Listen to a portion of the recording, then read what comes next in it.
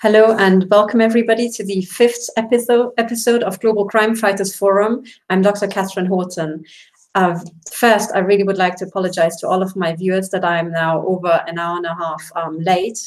That's because I have just come back literally at what would have been the starting time of the show from hiding. I had to flee my flat yesterday and I stayed the night somewhere in the mountains. And I had to find my way back, and I was absolutely exhausted because on the drive I usually get shot at. Before I proceed, let me just do the usual sound check and make sure that you guys can hear me okay. Okay, yes, you seem to hear me fine. Okay, today I didn't actually post the title for today's episode, but today's episode is called Going to School. And what I would like to talk about is all the different ways in which the cartel is manipulating children, and especially children in the school age. So the cartel starts very early. So last time I spoke about MK Ultra, I should say that was in a bit that was cut off at the end. And I should say that last week's episode, which was actually a really long one because it was very important, last week's episode called Going Commando, which was about sex trafficking, MK Ultra, and a lot of other things to do with, love and mostly sex and human trafficking, that has been blocked by YouTube because of a copyright dispute, ostensibly. But they are taking a very long time to make up their mind about, I think, 10 or 15 seconds of clip that I showed from a music video without the music. So I rather think that it is to do with the fact that I was talking about a lot more than just music videos and taking those apart last week. Now I've tried to record the video, but every single time I did so, because it's very long, it's 4 hours, so it's actually a double episode. But every single time I tried to record from the screen directly, something got screwed up. On one recording, which I let run overnight, there was a howling background noise, which I don't know where it comes from. It was not my laptop fan.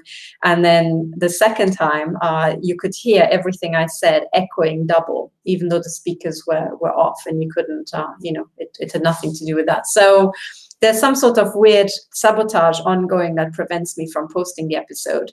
But I've also, I'm filing an actual dispute with YouTube about the fact that they don't allow you to download your own videos, because it is my intellectual property that they are holding hostage, and they are, sabotaging 4 hours of public interest investigative work because of 15 seconds of a video that's in the public domain anyway, and anybody can watch for free should they so wish.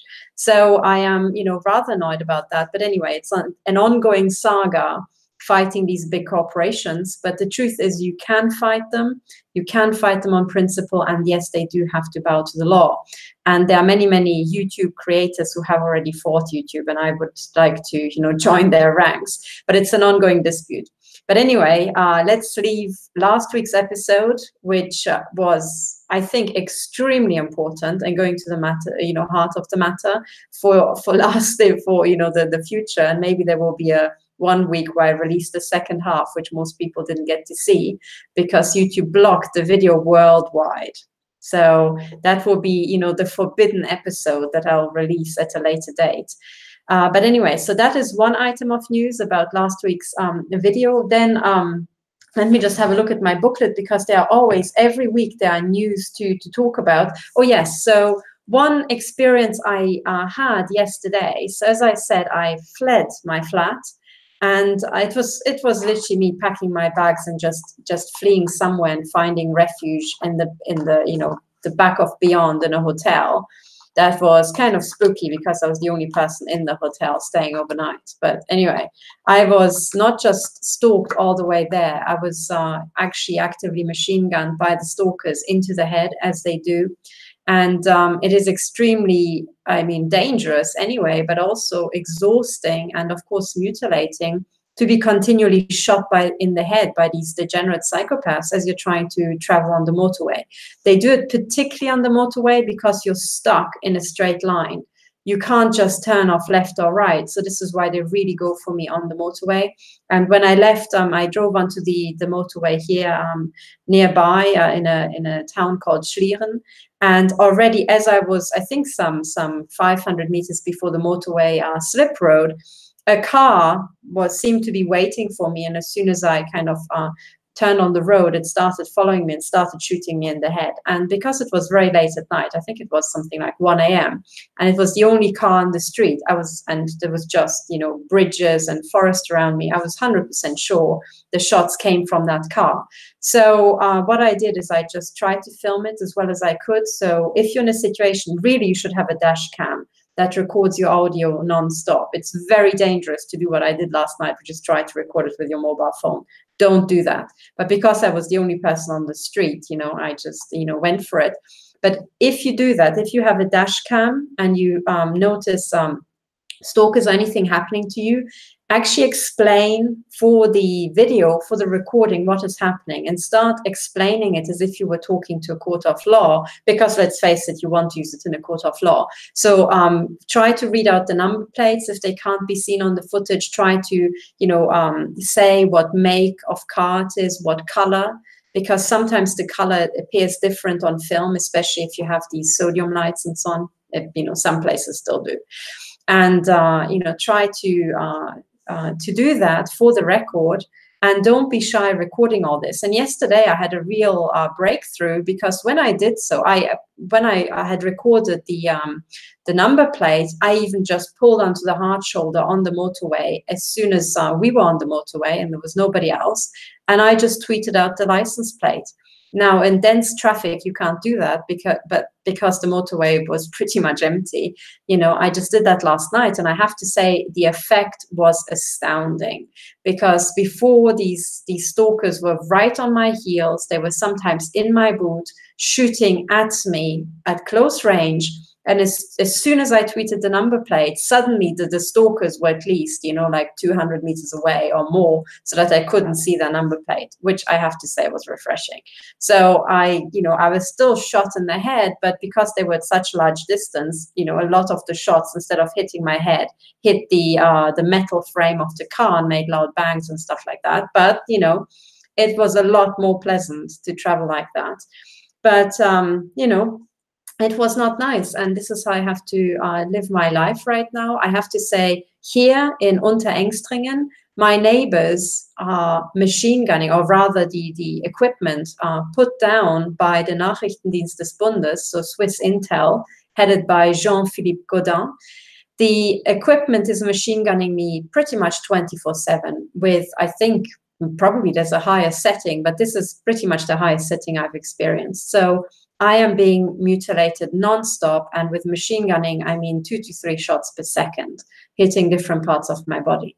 Now, at this point, you know, I mean, this is an all-out kill concentration camp that these Nazis have set up, and it is for these reasons that I have to spend as much time as I can out of doors. Now, I also know that, for example, Siegfried Thomas and his wife are being hit even harder. His wife is being shot in the face so hard that she, you know, she gets nosebleeds and stuff like that. So nosebleeds can be done with nose implants as well.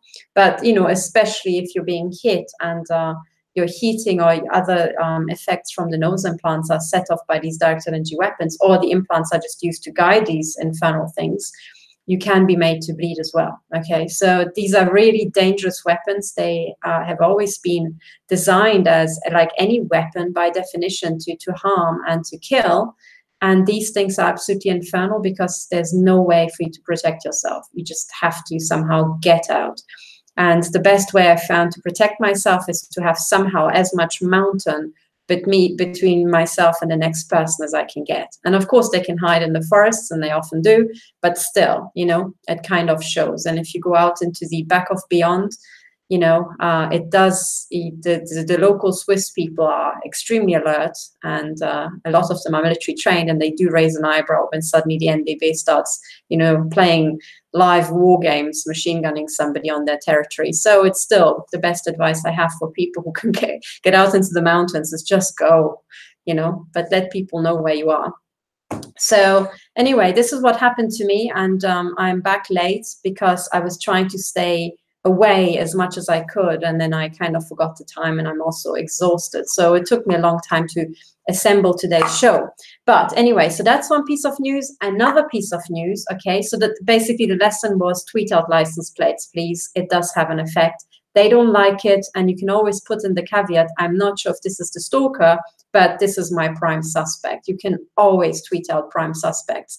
And at the end of the day, you know, we can just accumulate license plates and find these people. And at the end of the day, every single one of them gets paid one way or another. Some get paid through gift cards. And I've heard how some people make an entire living of gift cards. But there is a financial trail. There's also, you know, a telecommunication trail, even if the apps are encrypted. You know, fortunately, these days, we know that the NSA pretty much owns the entire system and records everything, including content at the international, or, you know, national/international archives at Bluffdale and other places.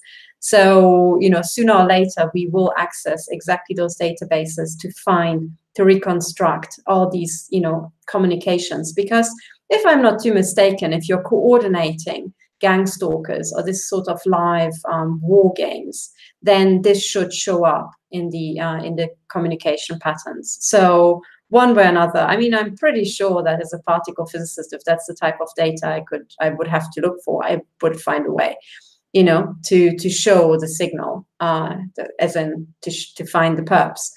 But I'm pretty sure that, you know, good guys working in Intel can do the same. So the message is, please do record everything. Don't be discouraged that people tell you that, oh, this, you will never get justice. No, we will get justice.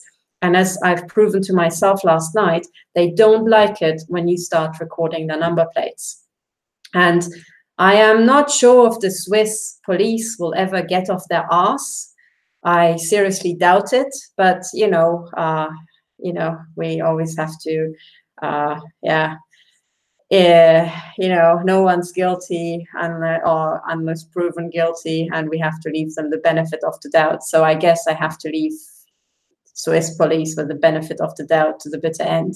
Maybe there are some good police officers. Anyway, the data's out, and maybe the local Swiss people will start, you know, who recognize number plates, will start asking their own questions. That would be nice, because the situation right now is, for those people who are new and are wondering what the fuck I mean with being machine gunned in the head, I'm talking about electromagnetic weapons that are put in cars, sometimes put in cars serially. I had one scientist tell me that they have found the plans for antenna systems being built into the frames of cars, okay? And as I understood it, this was meant to be serially. So there are a series of cars set up to be genocide weapons, covert genocide weapons. How reassuring. But anyway, certainly even if they're not put in serially, modifying these cars seem to be child's play. And there are a lot of cars driving around on European and US roads actively assaulting people painfully. And I'm talking about electromagnetic machine guns that are, instead of bullets, they are shooting pulses. And, you know, the good news is you don't end up immediately with a hole in your head, but the bad news is you end up with a microscopic hole in your head, and, you know, it's just covert and even more deadly because it can go through walls.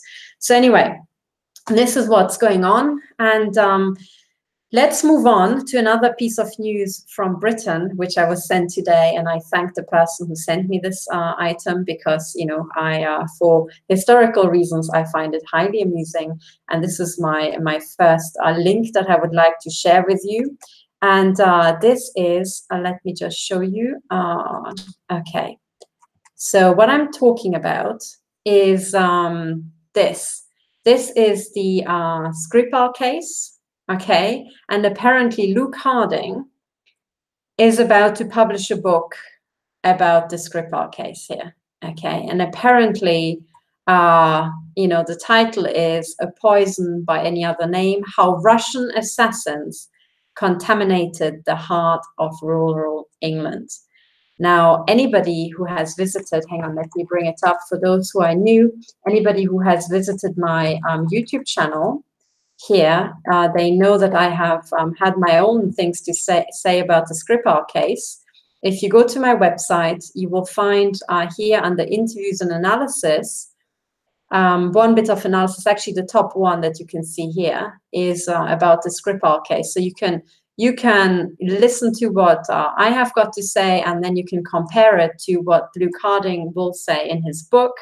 And let's see who agrees, you know, or who will turn out to be right in the end. But I find it hugely interesting and hugely amusing, because I personally consider Luke Harding to be an MI6 agent. So I am absolutely not surprised to find him push the case that somehow there was a poisoning, and that somehow the poisoning was due to the Russians. I personally think it was a big fat MI5/MI6 hoax.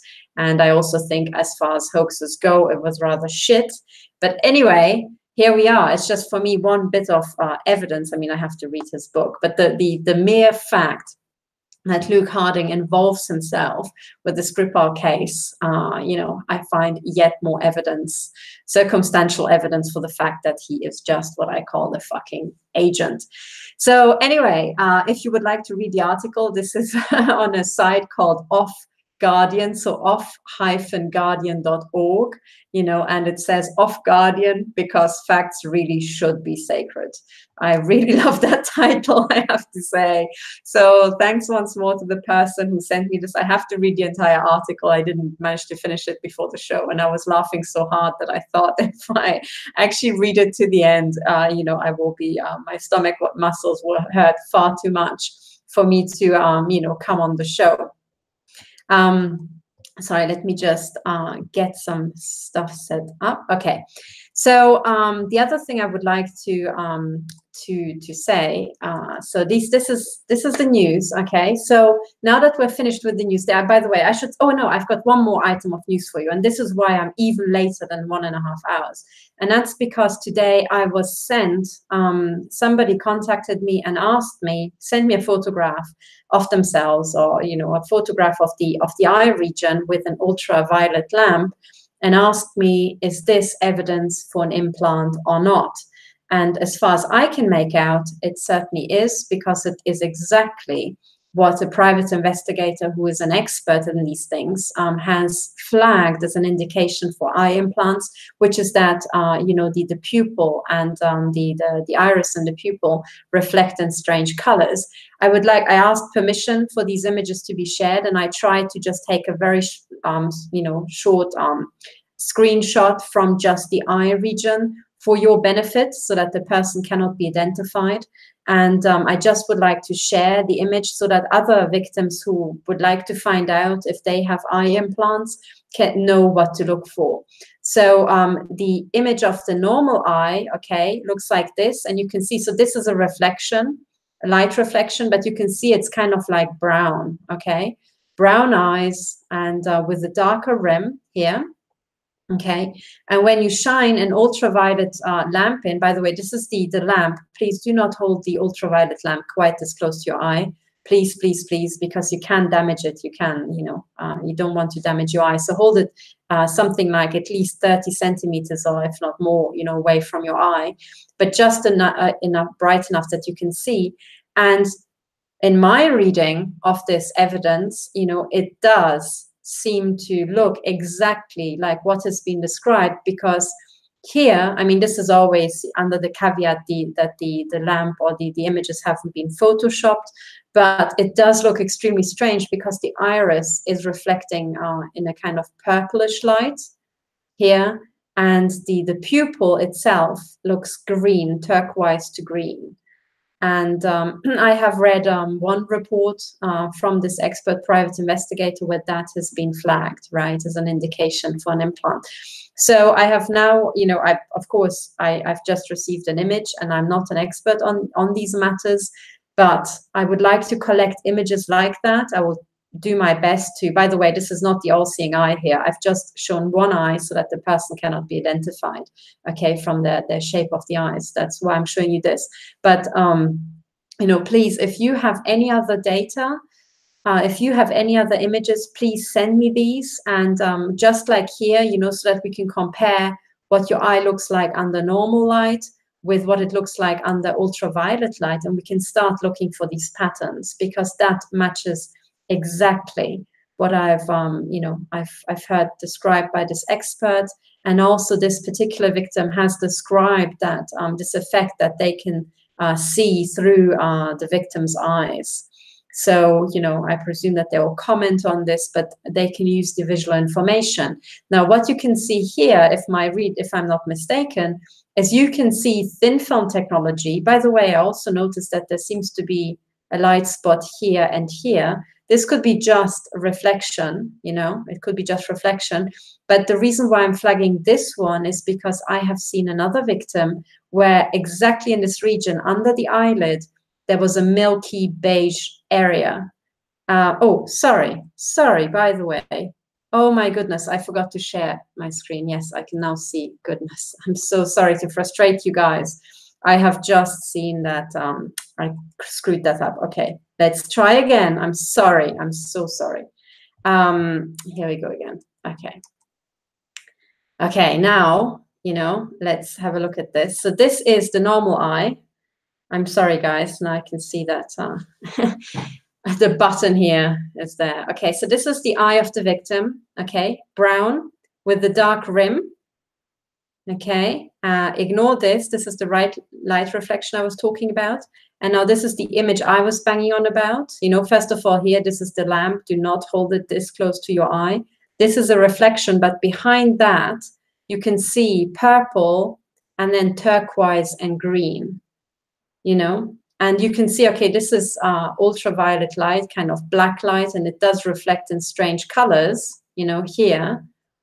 But the way this thing reflects is kind of odd. And these particular colors have been flagged by an expert, by this private investigators, being, typical for these type of eye implants. And as I said, this image also coincides with the fact that the victim reports that, the victim, that Intel or her harassers can see through her eyes. Okay. So what I was talking about just a moment ago, ignore this reflection here for now, because that seems to be just a glare from the lamp. This could be liquid in the tear duct. But then here, this could in principle also be liquid, but it's very bright. And I just flagged this oval area here because I have seen images of another victim where exactly in this region, there seemed to be what I would kind of guesstimate to be a readout chip, okay? It was under the eyelid, and it was kind of like beige. Under normal light, it was kind of like gray, beige, slightly yellow compared to the rest of the eye. And it seemed to be something that is attached to this thin film technology that seems to sit on the eye. Again, in that case, the victim also reported that her attackers and her abusers can see through her eyes. So I should also say that even though it's a big glare here and it looks very striking, remember that under normal light you can't see anything. And more importantly than that, okay, the thin film technology that appears to sit on the eye is perfectly transparent under normal light, and is so thin that you cannot feel it. So when you blink, you don't feel that there's an obstruction on your eye, okay? It just sits perfectly. And very much like if you got used to contact lenses, after a while you don't feel them, to the point where you sometimes forget to take them out at night and then wake up in agony the next morning. So just like that, if you have something material that's even thinner, you will not feel it and you will not know it's there.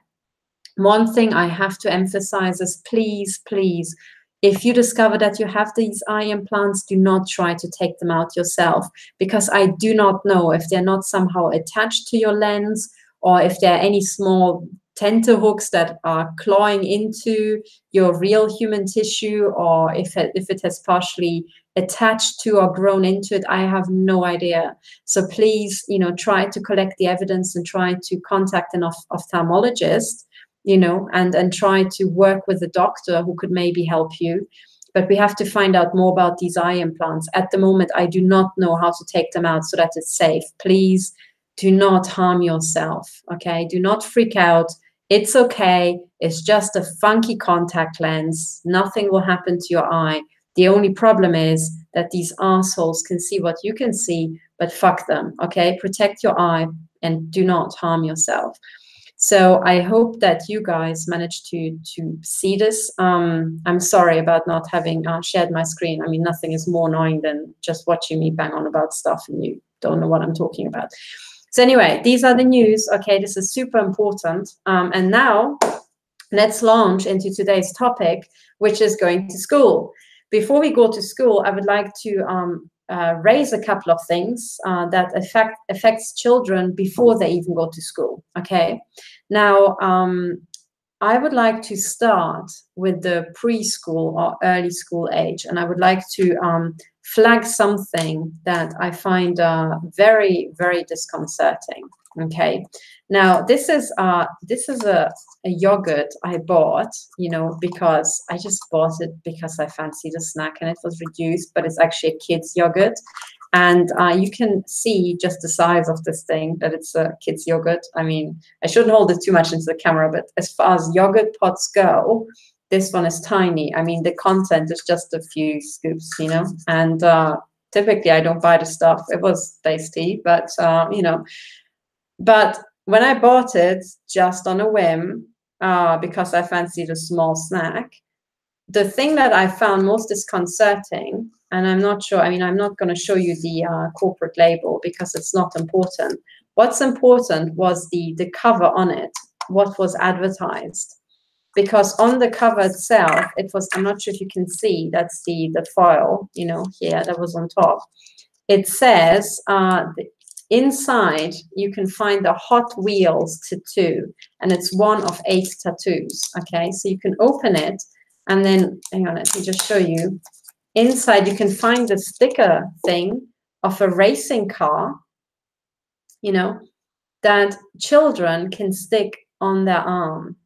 Okay, so far, so good. And it seems to be one of 8 cars that they can, you know, they can stick on their arm. Now, while I'm not saying that this is harmful, I'm not aware of any, you know, damaging chemicals leaking through, although today, these days, in the world of nanotech, I am never quite sure, but I'm not insinuating that this company is trying to poison your children. I'm not trying to say that. Although there are things like, you know, RFID tattoos, or, you know, fancy tattoos with nanotech and RFID compounds. But I'm not saying this is what it is. This is just a sticker, as far as I'm aware. What I would like to draw attention to is the fact that typically tattoos, not that long ago, have been the preserve of, criminals, like recognition symbols for criminals. For example, in the UK, there is a certain pattern of tattoos. I think it's 3 dots. That is a recognition signal for all the inmates who were in one particular jail in the UK. I always forget which jail it is, so sorry. But anyway, that's a recognition signal, these 3 dots. You know, for criminals, it's kind of like a badge of honor that you've been to this jail and you came out alive, presumably, given what they're, you know, what I know the cartel is doing in jails. But for example, the Yakuza, the Japanese mafia, use tattoos as a pride, like a what to call it? Like, first of all, of course, cartel signaling. They're signaling their membership, but also the more fancy and the more extensive their tattoos, the higher up in the ranks they are. Okay, now this is a mafia version. I'm aware that there are a lot of indigenous people who use tattoos for decoration and also to denote status. And I'm not talking about that. I mean, it seems to play on a natural instinct of human beings to try to decorate themselves, and maybe decorate themselves permanently with their permanent status, okay? But what I'm saying is that, for example, in the case of the Yakuza, it is so well known and so prevalent that, for example, swimming pools, I've heard in Japan, ban tattoos, because now the association is that your children are swimming among a bunch of criminals, and Japanese parents just don't want that. And this is just how prevalent tattoos were in the criminal world. Now, you know, this is the Yakuza and organized crime and people who've been to jail. But what about, you know, for example, sailors? You know, they are known. For example, Popeye with his anchor tattoo and so on, right? what is, what about sailors? Why do they have any connection to organized crime? And the answer I would like to, put to you is that they very might have a connection to traditionally organized crime, and especially to the cartel and cartel signaling, for the simple reason that the cartel and any sort of organized crime is attaching to the most profitable business. And for many, many centuries, one of the most profitable businesses was international trade, right? And this is why in places like, trade and also the mining of natural resources, that's where you really got hold of new cash, like new wealth, right? And it is for these reasons that shipping and mining have traditionally been infested with the mafia, okay?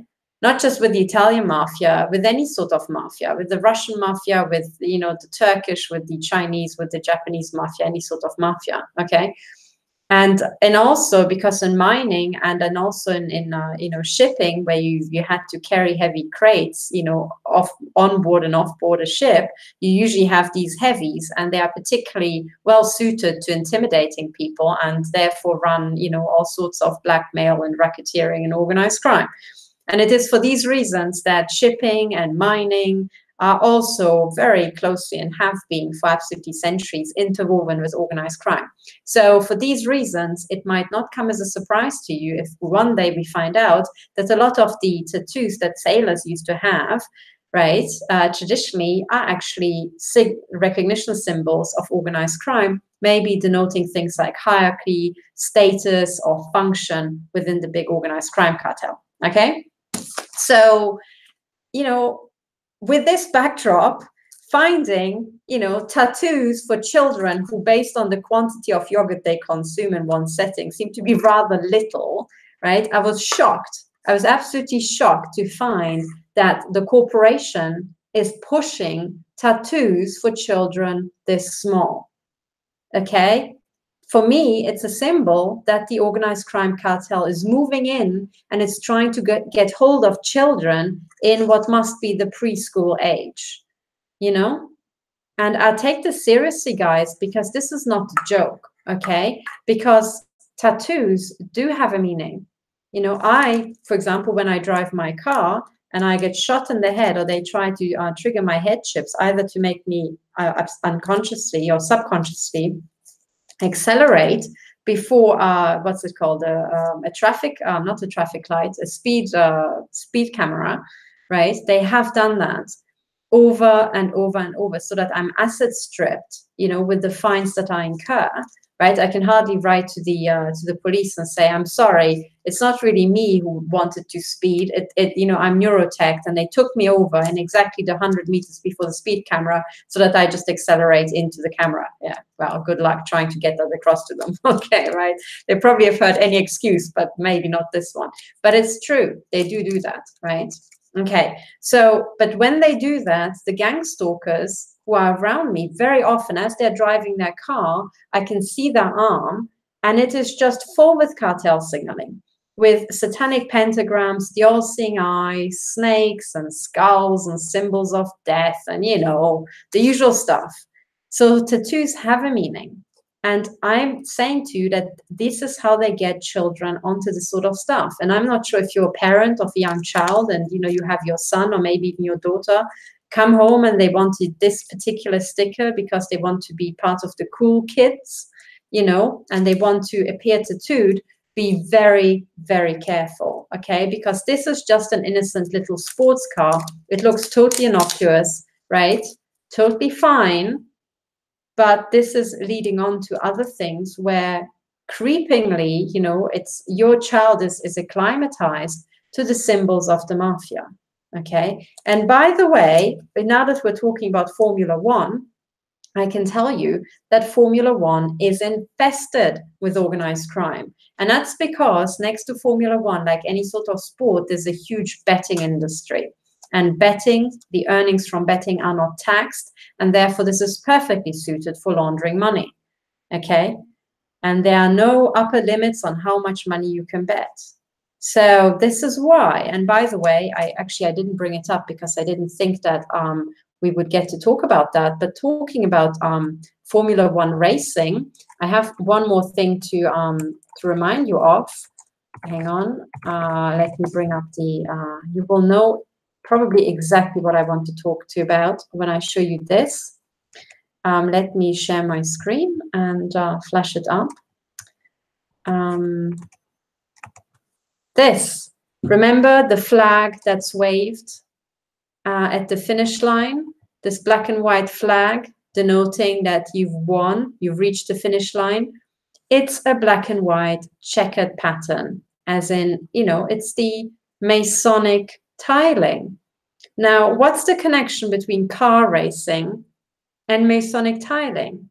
Well, this flag is, you know, famously waved when you made it through the finish line, as in you won, right? This is why these race cars are decorated. Look at all these images, decorating themselves with the finish line flag, because it immediately implies you have won. So in other words, this is not, you know, coincidence that you see this. It implies the Masons have won, right? That's the insider joke. It's the car that the Masons agreed to let win so that they can launder the money, okay? That's the entire story behind this, okay? So again, there's another connection you might not have thought about between, you know, the Masons, organized crime, the laundering of vast sums, for example, also from child trafficking, and what's being pushed to your preschool age children. This is not as innocent as it seems. Anyway, this is so much about the preschool age. By the way, talking about tattoos, one of the things that was censored in the last episode was also me talking about one of my main stalkers, you know, and I should say that, you know, I am saying the truth. I'm going to say the same thing under oath, you know. And the thing is, I was stalked by Lord Sumption, Jonathan Sumption in Oxford, okay? And I was stalked many, many times, and he appeared as part of gang stalking theater, street theater, and so on and so on. I presume it's because he had to generate a control file for himself, because this, the entire thing started just as he was transitioning from being a QC, leapfrogging pretty much the entire British English judiciary, and he was promoted from being a barrister straight to a Supreme Court judge without having been in England on the High Court or the Court of Appeal. He was, I think, a judge on the Court of Appeal of Jersey, which, by the way, is one of these tax havens, right? Yeah, and it's also a place that's accused of having abused children and also murdered children, you know, for the cartel in large quantities. But he was a judge of the Court of Appeal there. And, you know, but he somehow managed to leapfrog it. So I presume he generated his control file through my stalking. And in the last episode, I say, given that, you know, we all know now how the cartel works, I think the best way against that is to just lay it all open, get the F over it. That's just what happened. And then totally disable the control file. So let it stop being a threat to anybody, right? Let it stop being a mechanism of blackmail. That's what I'm saying. You know, I'm not sure if Lord Sumption maybe abused other women. I'm not sure, which is why I cannot just take it to the grave with me and just let it rest. But I don't intend to sue him on that particular part. So that's it. Poof. You know, control file gone. But I do preserve the right to talk openly, you know, in the public interest about all the shit that has gone down in Oxford, you know, or went down in Oxford back in the day when I was there. One of the things that went down in Oxford that I haven't mentioned, you know, publicly so far is that I used to do a lot of my readings in the university parks. Okay, so especially when I left particle physics, I changed to medical physics. I was hit by massive corruption, and then I thought, okay, let's study corruption in human systems. So I started and I studied white-collar crime and blah blah blah, using my fellowship, St. John's Fellowship, to do that. This is how I got into the, you know, studying the English legal system and then the financial system and so on. But during my reading, which I did during the summer in the university parks, one of the street theater little episodes that Lord Sumption put me through was that I went to the parks. I was stalked all the way there. In the parks, I noticed that I was being stalked by middle-aged and older men, you know, like bunch of, you know, the perf squad, MI5's perf squad. And then eventually, I think at one point, there was one guy, as I was lying on the grass, who had one of these, what's it called, these big telescopic cameras, these with these extra zoom, I forgot what it's called. But anyway, you know the one, the paparazzi sort of cameras, little, you know, MI5 style, little dodgy geezer, as you would say in London. So he was on the lawn, and he seemed to be putting his, camera with the big zoom down on the lawn, which looked strikingly like he's trying to photograph up the skirts and, down the décolleté of all the women and female students who were, in the lying on the lawn. And he did that pretty much, right in my face. So again, the camera is a symbol for the all-seeing eye. Again, there was this link to sex trafficking and all this sort of stuff. But then, I tried to ignore him and just get on with my reading. But then I think it was between 4 and 5, we used to have tea time at St. John's College. And I thought, right, I had enough of this. I'm going to grab some tea. And as I was going towards the exit of the university parks, I was again, stalked very overtly by a guy who was obviously stalking and harassing me. So again, the MI5 moron squad. But then as I was heading towards the gate, it was actually Lord Sumption who came towards me in disguise. And the following scene unfolded. At first, I didn't even recognize him. All I saw was, he's actually quite short. You might not be surprised to hear. But anyway, I saw this relatively short guy come towards me with a big, bushy white beard, right? Okay, so far so good, nothing strange. But then he was grinning at me, and he made a very demonstrative glance down me. Okay, perverts in Oxford, no news. But then he really focused in on my lower legs, so the shins, the front of my lower legs, and stared at it demonstratively, and then looked up at me and grinned, and then looked demonstratively to a guy, a tall young man who was overtaking him with like headphones, and this guy seemed to be talking to himself. And this entire scene was just this, guy walking towards me, jeering me, grinning in my face, demonstratively looking down on me, staring at the lower part of my leg, and then looking back up and then turning his head. It seemed to be some spectacle. And I was just thinking, what now from MI5? What the F now? And then as I was walking past him thinking, yeah, yet another dodgy old fart in Oxford, I just kind of looked at him. And as he just passed me, I looked over the shoulder and I recognized Lord Sumption under the big bushy beard, And also his hair is kind of like glowing white, but at the back it's curly and partially, black. That was a recognition signal. And I'd seen him before at the hearing of Berezovsky versus Abramovich. I was like, okay. And then, of course, he grinned at me over his shoulder and then walked on and then turned back and grinned at me demonstratively. Now, this was an entire scene that unfolded. By the way, what turned out is that the day after this event, I developed a rash exactly on the lower parts of my legs, on the front of my shins, that he was staring at, which hasn't healed to this day, I think, 7 years on. So, okay, I was infected by some sort of bio-warfare, I don't know, Morgellons, whatever, whatever other crazy stuff on my legs. And he seemed to be involved in that, But anyway, he was generating his control file. My real, my real bone is actually not with Lord Sumption, but with MI5. But anyway, so this is what unfolded. But as Lord Sumption was coming towards me on the summer day, he was wearing short sleeves, and on his right arm, there was a prominent big anchor, a tattoo, a big prominent anchor, like really big, like in the Popeye cartoon. So as I was walking towards, this older man who I didn't recognize as I was walking, I was just looking at this anchor thinking, there is a letter missing. I'm sure there's a W missing at the start of this tattoo. But anyway, but also anchor in when you're doing conditioning or mind control, you're trying to set up anchors, memory anchors, where you can set up a harassment protocol. So I think this is what they presumably meant. I'm not sure.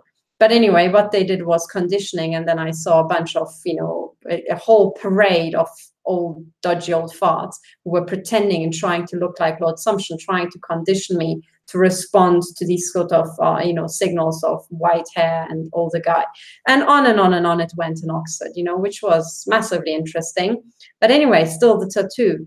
But again, the tattoo was a recognition signal. It was a symbol. It was a communication tool, you know.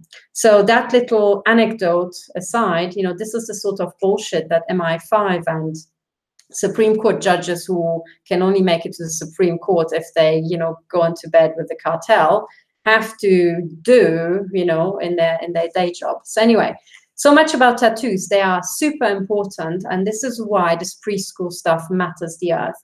But now let's go into more, you know, hands-on stuff and more down to getting, you know, taking apart the entire cartel. I have opened so many tabs for you today that I have to close some because otherwise my browser will crash and I will be ejected from this live broadcast, probably at the most inopportune moment. But okay, let me close this. All right, so when I talk about brainwashing, children in the school age, I would bet that the vast majority of you are thinking of this, you know, which you should be aware of, and you should be aware of not just in the USA, you should be aware of this absolutely everywhere. I'm talking about Common Core, okay? Now, it's called the Common Core State Standards Initiative. And as Wikipedia informs us here, okay, what Common Core is. This is a US thing, okay? It is, so the State Standards Initiative, CCSSI, catchy, is an educational initiative from 2010 that details what K-12 students throughout the United States should know in English language, arts, and mathematics at the conclusion of each school grade. Now, while that in itself isn't, you know, particularly bad, you know, you would like to be sure that you don't have shit teachers and really bad schools churning out students who are illiterate and just can't count and can't do basic maths. You know, as it turns out with all of these initiatives, there's a lot more hidden under the bonnet that might be, you know, obvious to the untrained eye. So the first thing that you should, you know, find strange, so I'm not sure if you can see this as a small image, it is the dark blue denotes, I presume, all the states that have adopted Common Core, okay? Now, the problem with this amount of centralization is that if you do any bullcrap, it will affect entire generations across the entire United States, okay? So if you're the cartel, for example, and I you know, point, I'm not sure if we can make this bigger here. I mean, if you push these two halves together, you strikingly seem to get the all-seeing eye, you know, and otherwise it still looks like a whirl, which frankly denotes chaos. I'm not sure that if that's a good logo for an educational standard. But the point is that this amount of centralization is extremely hard to hijack. So if you're spreading something throughout the United States and you're forcing, because I don't think this is that optional, if you're forcing this on all the teachers, this is ideal for the cartel to hijack, for dumbing down, for putting in content that is frankly wrong and even wronger than the shit that I was taught at school, and so on and so on. So I have heard of many parents already fighting Common Core. I've heard of many parents who are opting for homeschooling, which I think you can do in the United States. I'm not sure if you can do that in Europe. I think there's a law, it's enforced by law that you have to give your children into school. But either way, you know, this is very bad. Very, very bad in principle. So you should keep your eyes open for this sort of stuff, because the cartel loves this sort of centralization. If you want to take over young minds, this is exactly where to look for really shady stuff. So if you're in the US, be aware of this. If you're not in the US, be aware of any similar attempts and have a look at it. And I just remind you that, you know, when I went to school, I absolutely hated history because history didn't make any freaking bit of sense to me. None whatsoever. You know, I was taught a lot of stuff, and for example, in history, I had to learn a lot of by heart, but I had this striking feeling that no one really told me the truth. now that I go back and I approach history like a criminal investigator, suddenly I discover stuff like, for example, this famous portrait of Napoleon, clearly showing the hidden hand of the cartel. And then, of course, there are all these websites which ask, was Napoleon a Freemason or was he not?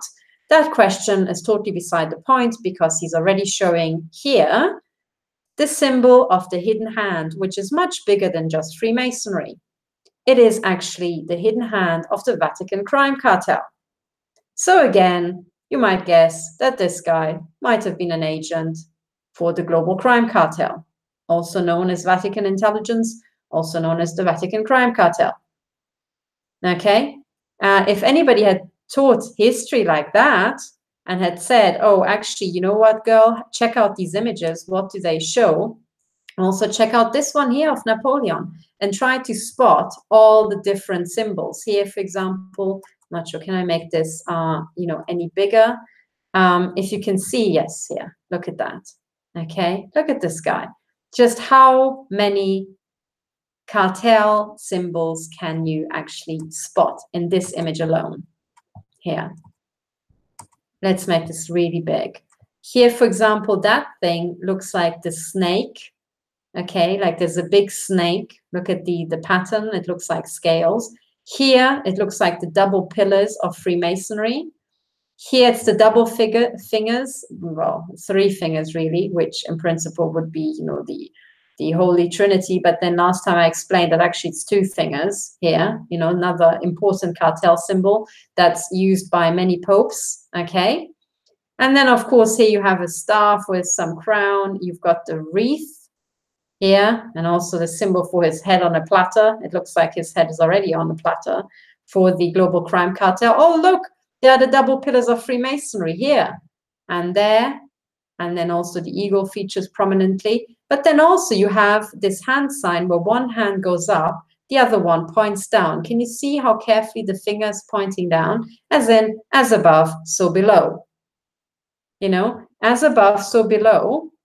If you look at images of Baphomet, as in the devil, Satan, here, come on, Wikipedia, you will see this prominent image, as above, so below. Again, the 2 fingers, 2 fingers.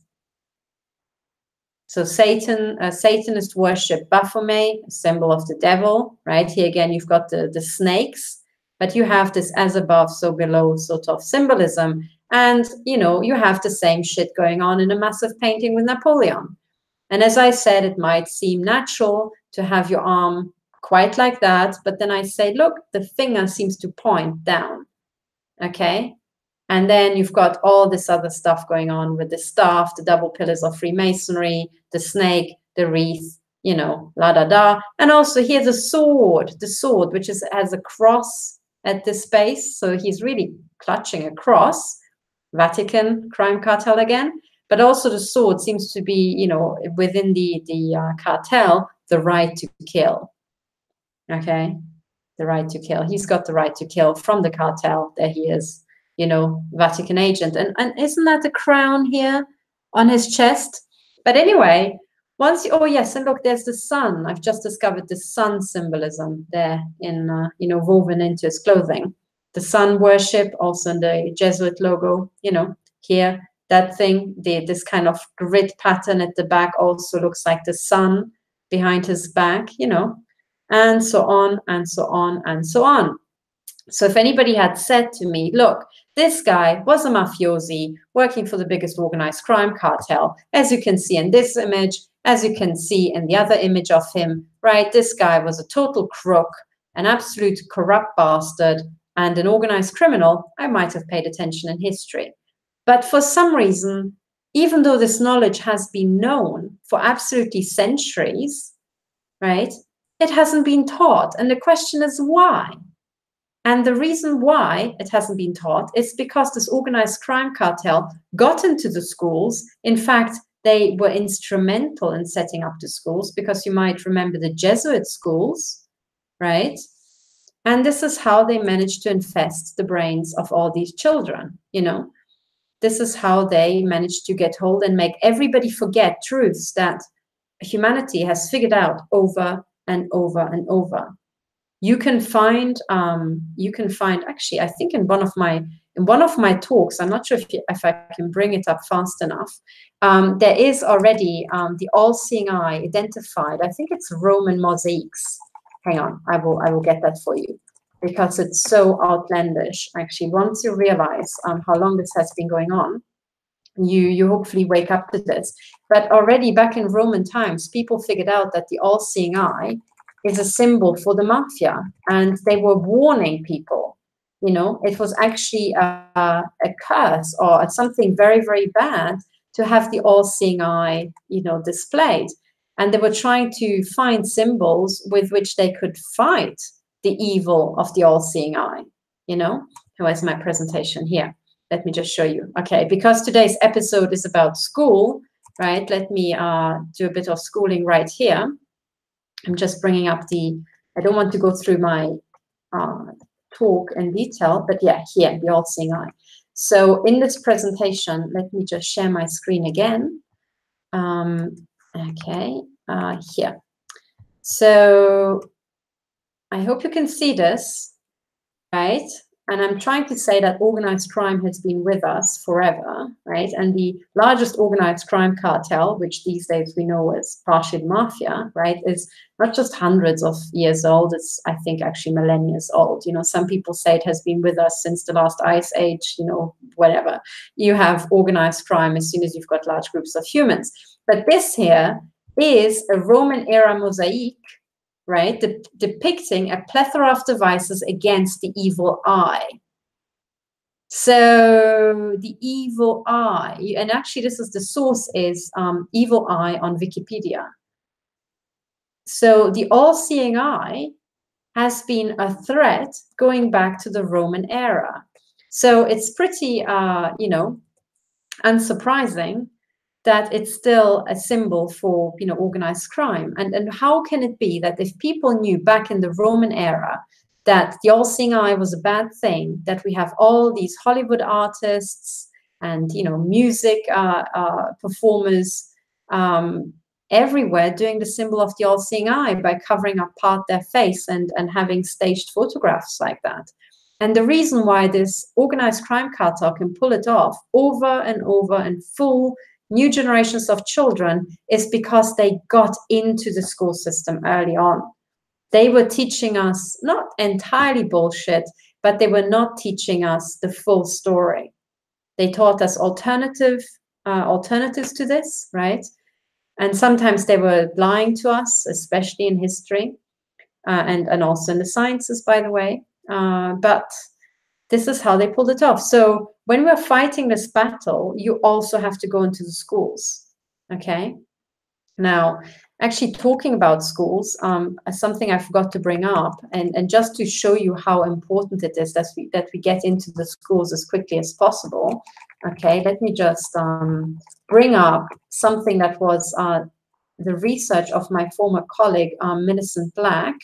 Hang on, where is it? Where is it? Yes, here it is, Mount Pleasant School. The reason why we really need to get into schools fast is, let me just show you the following, okay? Let me share my screen again. This is something that she has uncovered about Mount Pleasant School. Now, I apologize to all the viewers who know this from the Techno Crime Fighter Forum, but I would like to share her research also here because it's so important, okay? And I hope you can see this. This is Mount Pleasant Elementary, Middle, and High School, okay, in Tennessee, in the United States. And I just would like to draw your attention to the US Air Force flag, okay, which has its share of satanic pentagrams and, you know, flames and claws and so on. But that aside, look at the shape of the eagle. And then I would like to draw your attention to military cemeteries here. For example, a US military cemetery typically looks like that. And then check out the awning on Mount Pleasant School in Tennessee, because it seems to combine, you know, the symbol of the Air Force, the wings of the eagle, only the head's missing, and rows of crosses like in a military cemetery. And Dr. Millicent Black was making the point that her abuser was talking to her over the voice-to-skull, intercom system, to the ear chips that were non-consensually implanted in her ears, and by the way, have been measured since then, many times over. But he was telling her that he, planned to traffic the children at Mount Pleasant School. Now, he is an Air Force veteran. And Dr. Black was making the point that when she looks at this awning, it seems that the US Air Force has inscribed its logo right there. And it seems to imply the children here under our wing are in a terminal experiment. And that's what her abuser said, right? They are to be set up to be used for sex trafficking. And he was talking about putting children under radio hypnosis and loading them onto buses and trafficking them in the break. But also there seem to be dodgy human experiments going on with these kids who are most likely already chipped, because also, as Dr. Black uncovered during her research, Ronald Reagan seems to have signed the in the middle of the 1980s, the so-called Emigration Control Act, not immigration control, emigration, as in controlling the Americans who leave America. And a secret part of this Emigration Control Act apparently also legalized the chipping of all Americans at birth. And I think this came into force in 1987. And this means that we can safely assume that all children born after 1987, most likely also already before then, were all chipped. Now, if they're all chipped, and this might include brain chipping, then suddenly, the Air Force putting them into what looks like a terminal experiment and generating a little graveyard from the children under its wing has a totally different meaning, right? Because once you control the brain chips of these children, right, you can make them, for example, have car accidents and so on and so on and so on. And you can load them into attrition human experiments, so-called attrition experiments, where the death of the subject is part of the experiment. Okay, so this is serious stuff. And this shit is happening at real schools. This is the real life awning of Mount Pleasant Elementary, Middle and High School in Tennessee.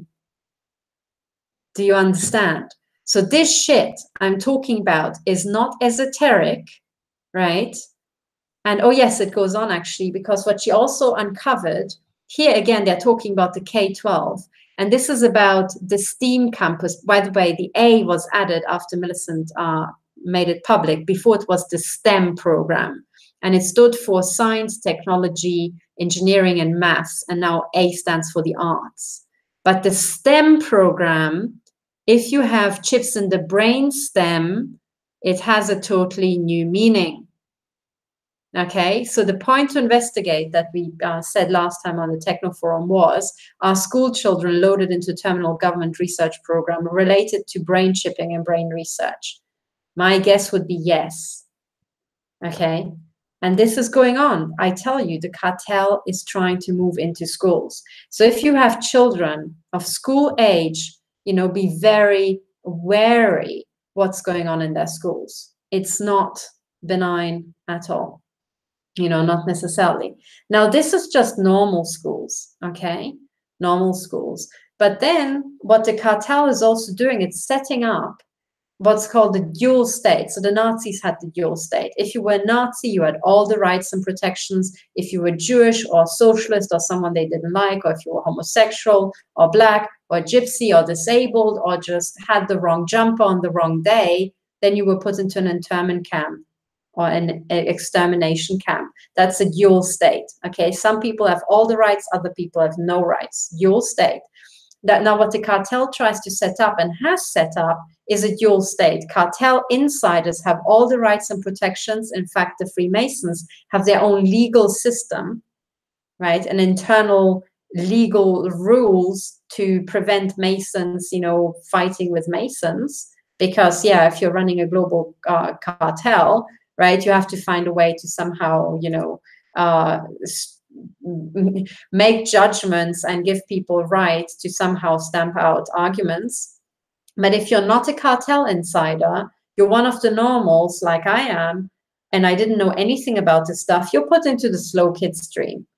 You're being, used. You're being human trafficked. You're being acid stripped. So this tower of cartel insiders are sponging on the normals. They are actually massive parasites, a huge tower of parasites. And I already mentioned the dual state when I talked about German tax law that says that snitches and anybody working for Intel only pays 10% tax in a country where, the tax is 43%, but they don't have to submit an income tax return, which means no one knows what the income really is. So most likely they're not paying tax, or they're paying a joke sum, a nominal, cover your ass type of tax. So that's the dual state people. But the dual state already starts in school.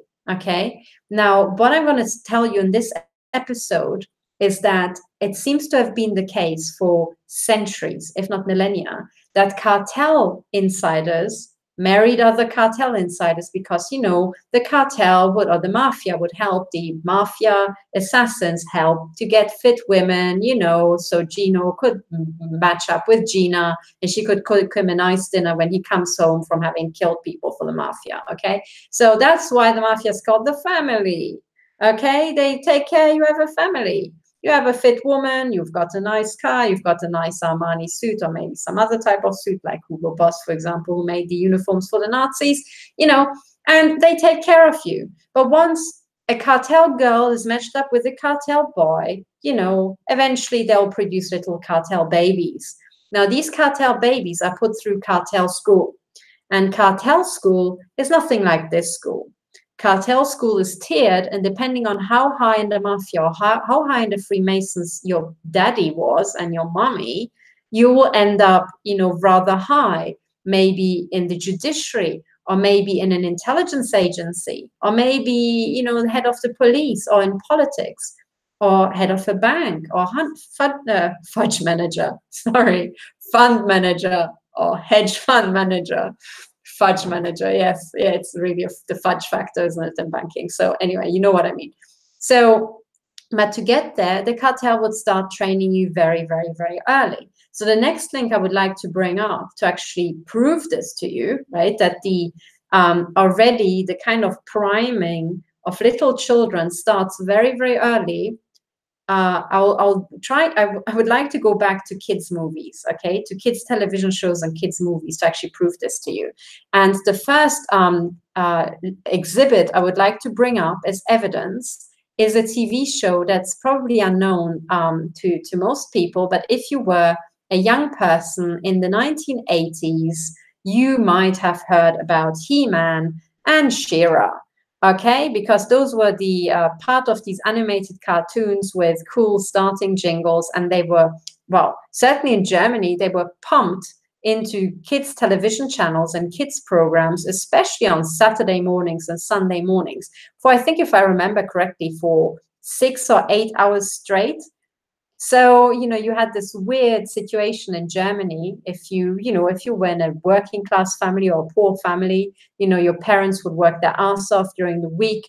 And they were so glad if on a Saturday or Sunday morning, when the kiddies woke up at 6 o'clock, they just went, turned on the television, and they were kept absolutely sedated and quiet until at least 11 o'clock or midday, because they were watching cartoons back to back, So those hours of schooling that the kids did on the weekend voluntarily was prime time for the cartel, because the kids went there and they were so eager. They were so eager to watch the newest cartoons. So these television programs were programming their little brains.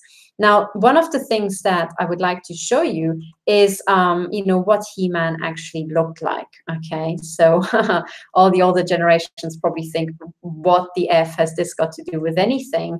But it actually matters the earth, because if you look at the cartoon of He-Man, you will, I'm not sure if I can get a bigger image, but you will see a prominent Maltese cross, a Templar's cross here on the chest of He-Man, right there, here.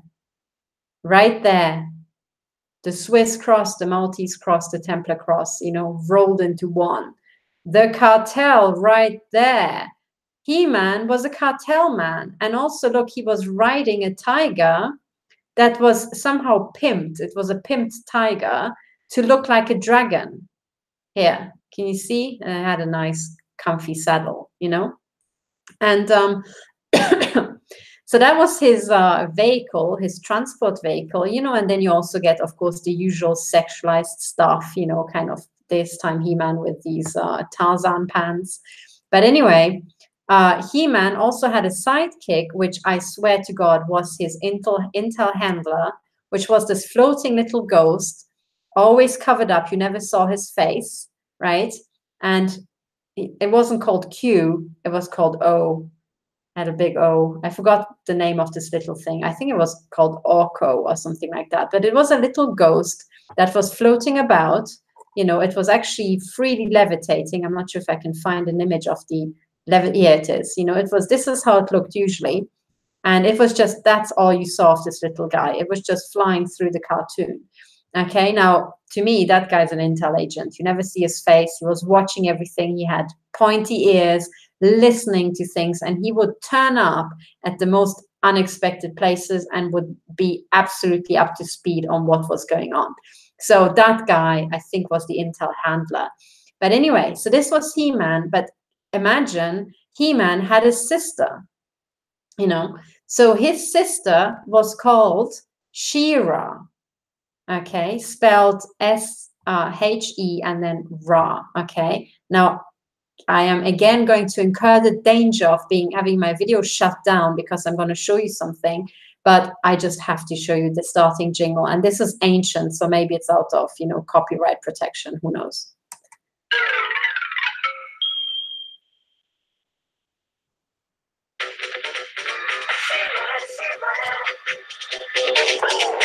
I am Adora. Okay, she's called Adora, and her stage name is She-Ra, and it's spelled like that.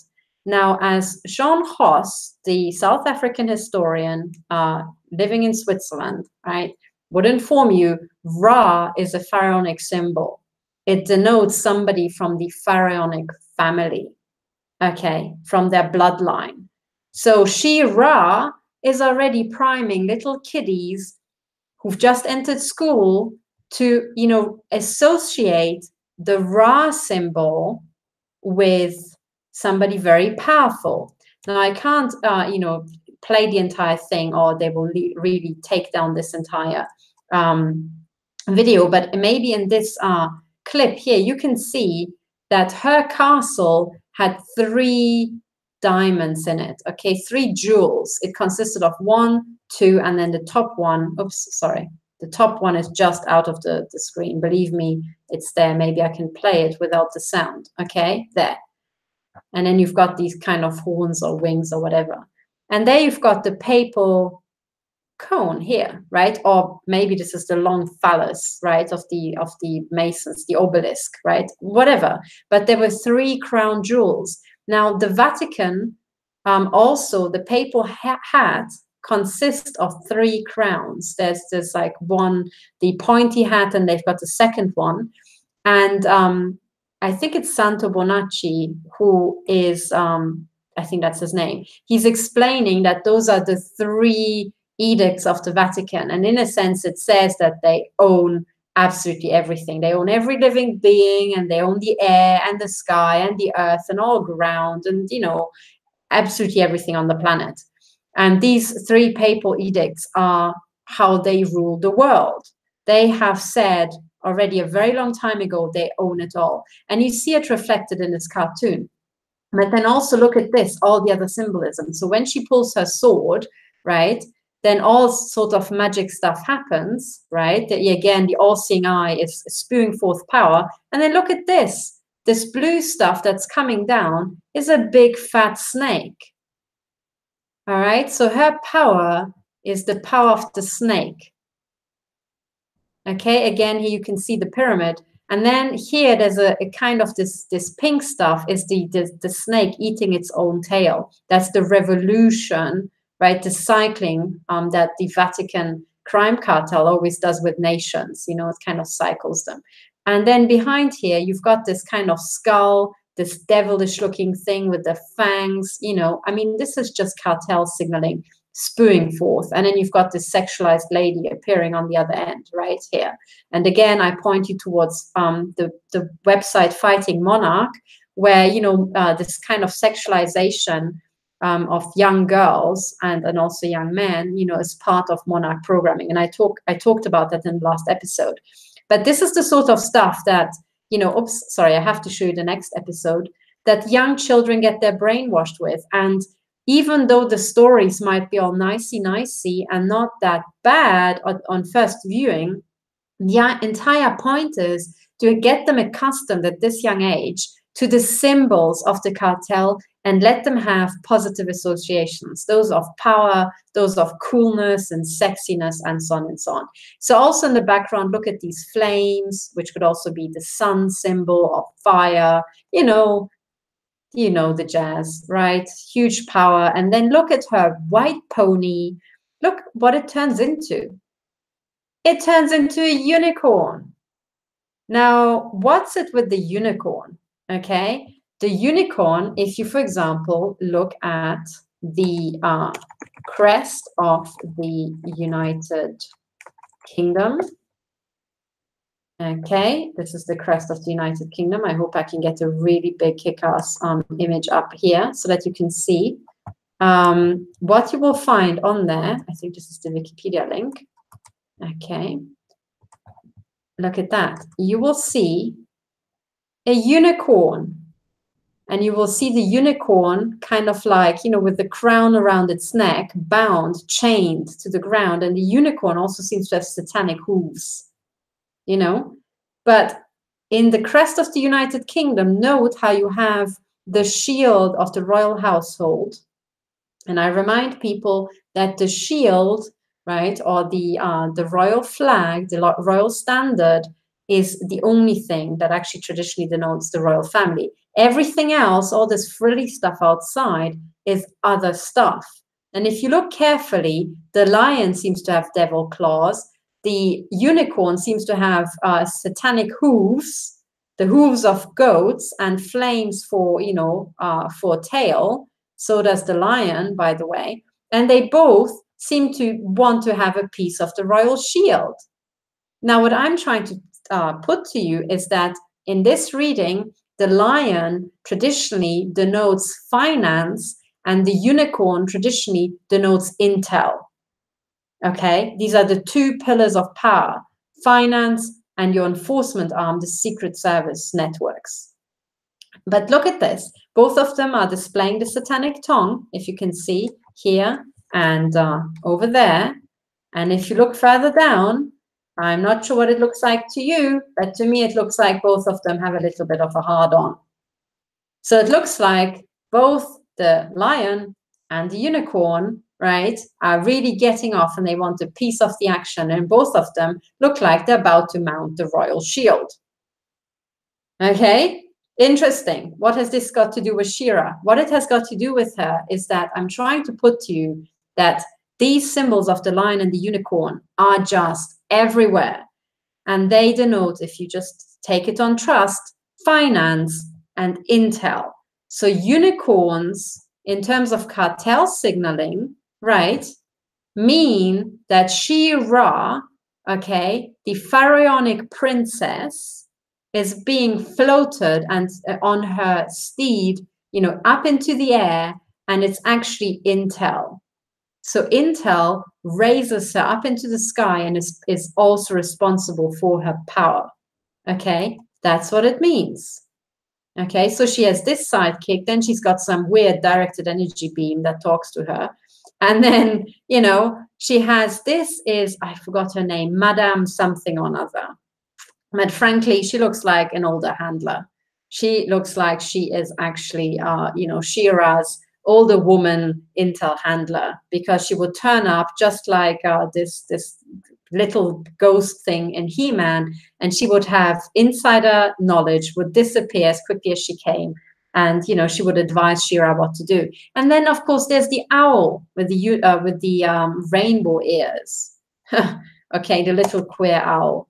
So again, the owl is a cartel symbol. So these are the symbols that were pumped into the brains of certainly German children, but I would assume also children around the world. Okay. And again, let me emphasize that this stuff, okay, is hugely, hugely important. This is not a joke, people. Okay. This is not something to take lightly. This is the programming that the cartel set out to engrave in people's minds without them noticing. Okay. Now, if you're one of the normals, you would have watched She-Ra and He-Man, and you would have gotten over it, and then you would have gotten onto computer games, which actually is just the warfare industry training young men, you know, for the modern age of cyber warfare, not just cyber warfares and hacking, but also cyber warfares and super soldiers and, you know, controlling all sorts of weaponry with the joystick or your mind and stuff like that. So these young men who would have been playing computer games now grew up to then control drones with joysticks and stuff like that. Okay, so the training starts very young, but the cartel decides already at your birth, are you going to be a cartel insider and are you going to make it far, or are you going to be one of the normals and you're going to be pushed down? So if you just watch She-Ra and He-Man, you might have ended up with the normals, you know, having a job that doesn't really pay enough for living and yada, yada, yada. And these would be just childhood memories. But if you're one of the Intel insider stream or cartel insider stream, it would have been just one part of your entire brain programming, of your entire training. Now, if you don't believe me, if you think this is really outlandish, let me point you to another very modern, very new Netflix child series, which is a series of unfortunate events that I've pointed to in the past. So a series of unfortunate events, as I have explained to you last time I flagged it, is absolutely filled with the all-seeing eye and cartel symbolism. But within the show, there are also revelations and very overt, kind of tongue-in-cheek, in-your-face statements that explain the functioning of this entire cartel. And if you're a parent, I really encourage you watch the entire series. You know, I mean, maybe you actually watch it first yourself, but I would guess if you're a parent, you won't have time, so you will have to watch it with your children. But then you have to really help them undo the brainwash and explain to them what all those symbols actually really mean. They are mafia symbols. But now let me show you the following episode from a series of unfortunate events where the entire dual state system is explained clear as day. Okay, so the episode I would like to show you, let me just make this big. I hope this brings up the point that I've selected. Oh, wait. Okay, so this is called the series of unfortunate events. I'm referring to series 1, episode 5, which is called The Wide Window, part 1. Okay, so in this, let me just step back a bit. Okay, let me get to so here's the storyteller. Okay, and he's explaining events, and he is commenting on the entire show and on the entire happening in this series. But he's making a remark that should make you pause and sit up and listen up. So listen what he's got to say. It's never hurt a soul. Being afraid of hurricanes is perfectly rational because they can be quite sinister. Okay, so maybe you can't hear it because it's not very audible, but he's trying to explain the difference between rational fears and irrational fears. And he said being afraid of hurricanes is perfectly rational because they're rather dangerous. And as he's talking, right, he's walking past the souvenir shop called Memento Morris.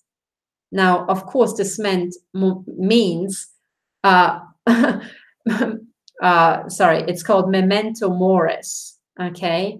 And in another episode, in a school episode, that's the school logo, Memento Morris, right? It actually means remember you'll die, as the kids explain. Now, he's talking about hurricanes, the fear of hurricanes being totally rational because they're rather, horrific things. And in the background, it says, remember, you will die. It's like a cartel threat. But now listen to what he will say next. I hope you can hear it. Destructive, but a fear of real estate agents in terms. Fear means people who assist in the buying and selling of houses would be an irrational fear, because nothing sinister has ever come from the real estate market. I'm not sure if you could hear it. So he was saying a fear of hurricanes is perfectly rational because they're rather sinister and destructive events. However, a fear of real estate agents would be irrational because nothing sinister has ever come from the real estate market. Now, given that the cartel has pulled off the financial crash of 2008, you know, this is the cartel laughing in all our faces through a kids program. And in the background, it says, remember, you'll die. Souvenir. So souvenir in French means to remember, you know, to remember something. So remember, you will die is written all across. And he talks about hurricanes and, you know, nothing sinister have ever come from the real estate market. And then here it says anxious in the window. So, you know, and the clown, and as I said, on the right-hand side, you know, that's usually explains what the cartel tries to say. They are clowning about. They're making fun of us in our faces. Okay? So be anxious. Remember, you'll die. We might kill you with hurricanes, or, you know, we might just wipe you out with the real estate market. This is what it says. But then later on, what happens is that one guy who is, you know, a guy called Larry, who's actually a member of a secret organization, meets this guy, Count Olaf, who is the guy, so let me just show you, with the tattoo on his ankle, which again is the all-seeing eye and 666 rolled into one. So as Larry is swiping and brooming the yard in front of the shop where he is as an undercover agent, he comes across Count Olaf. And then they are talking about what is happening to the young children. Count Olaf is after the children's wealth because they stood to inherit huge amounts of money from their parents who have perished in a house fire that was brought about by, you know, a simple form of directed energy weapon. And since then, the children have been going from guardian to guardian. And now they're, you know, with one guardian here in exactly the town where Larry is the undercover agent, keeping an eye on them.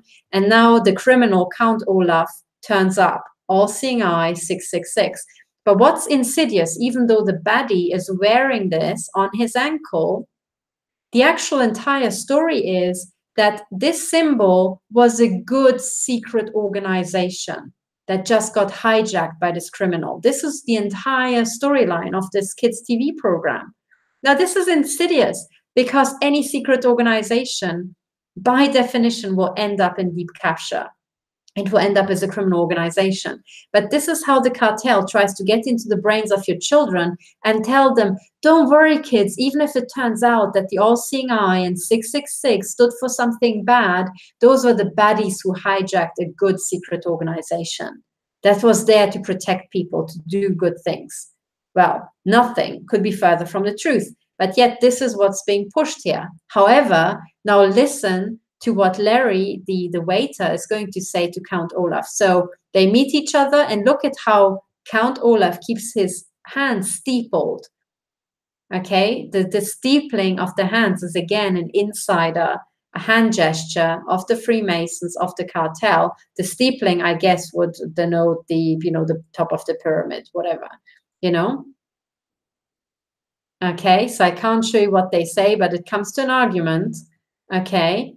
And Larry, this guy with the broom, is trying to protect the children, and Count Olaf is trying to get at the children, right?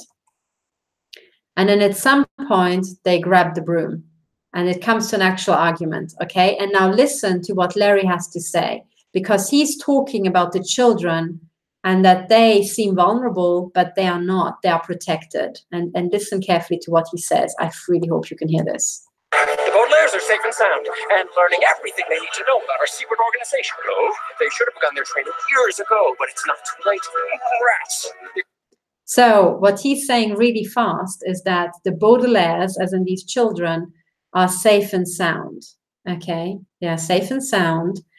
And then he says they are learning everything that they need to know about our secret organization.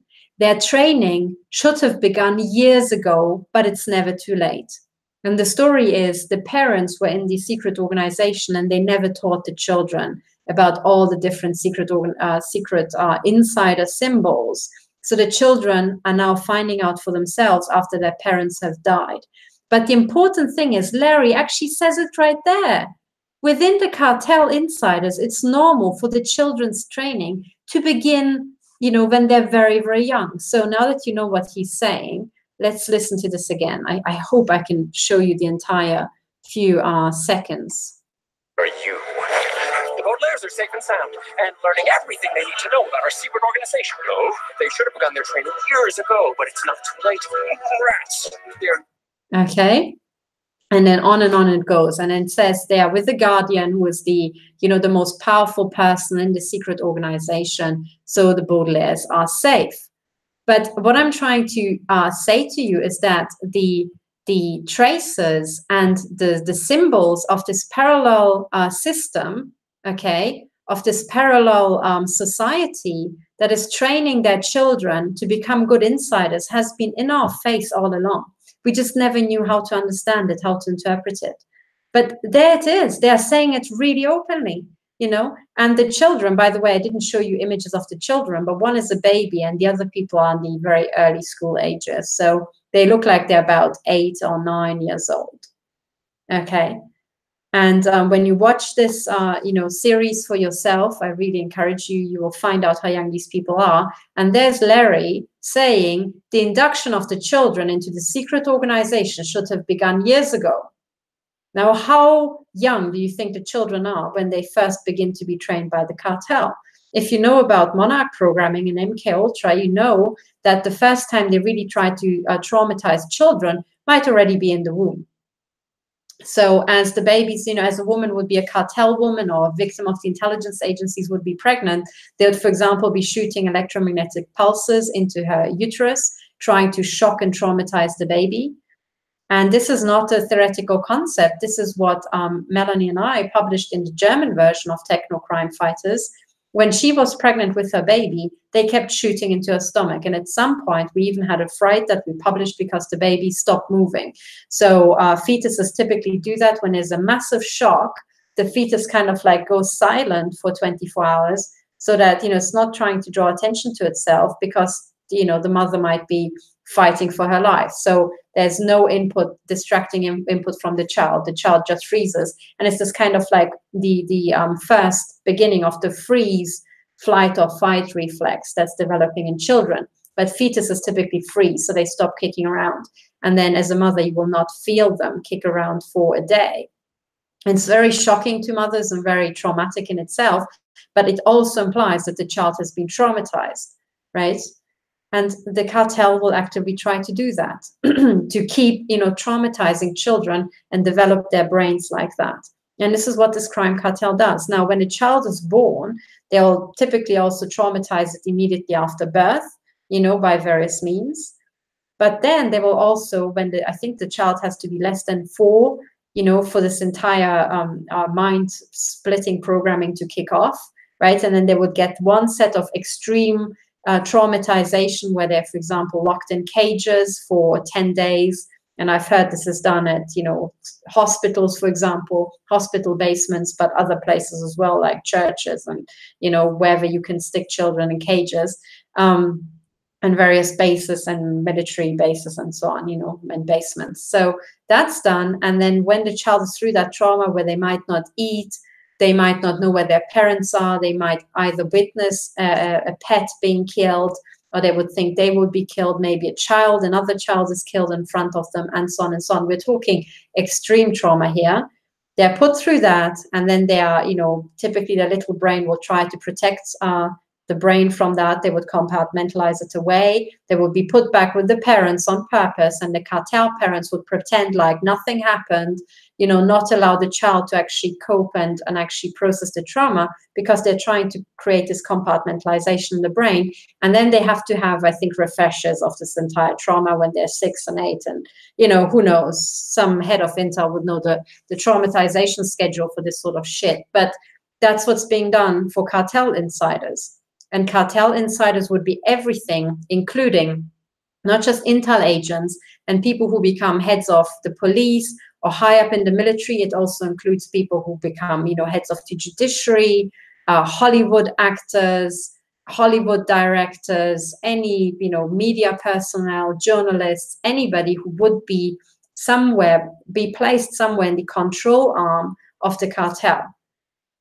So what Larry the waiter revealed in that kids program is massively important. Unless you're in this cartel stream, the cartel will not allow you to progress. So forget about the, you know, the glass ceiling of women versus men.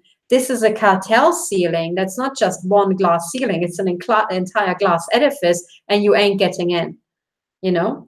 So this is how the cartel is already going into schools. And I have to say that I personally witnessed the Bundesnachrichtendienst, so the German Intel, train extremely young children, not quite toddlers, but I would say anywhere in the ages between, I would say like 7 to 10 years old, stalking, in the stalking of me and presumably other victims. They did that in Munich zone, and they had certain days of the year where I would be stalked, I kid you not, by children.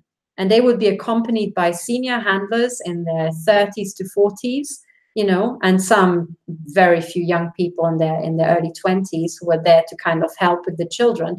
But it was actually the little gang stalking training ground that I saw set up in Munich zone, just, you know, a stone's throw away from Pullach, where the German intelligence, foreign intelligence agency, Bundesnachrichtendienst, is headquartered in Pullach.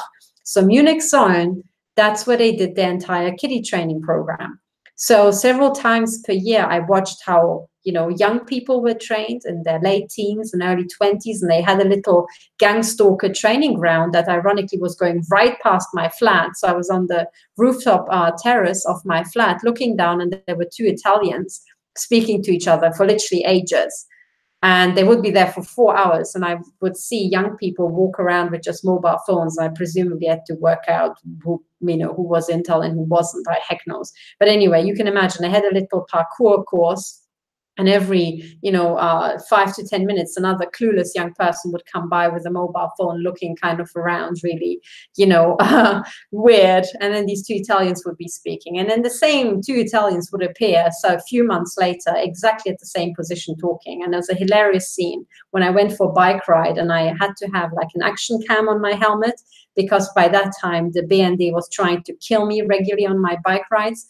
And with the action cam on, I actually confronted the 2 Italian guys, the 2 BND guys. And I said, hi, are you doing some sort of BND training ground? And it was hilarious. I mean, I have to dig out that video.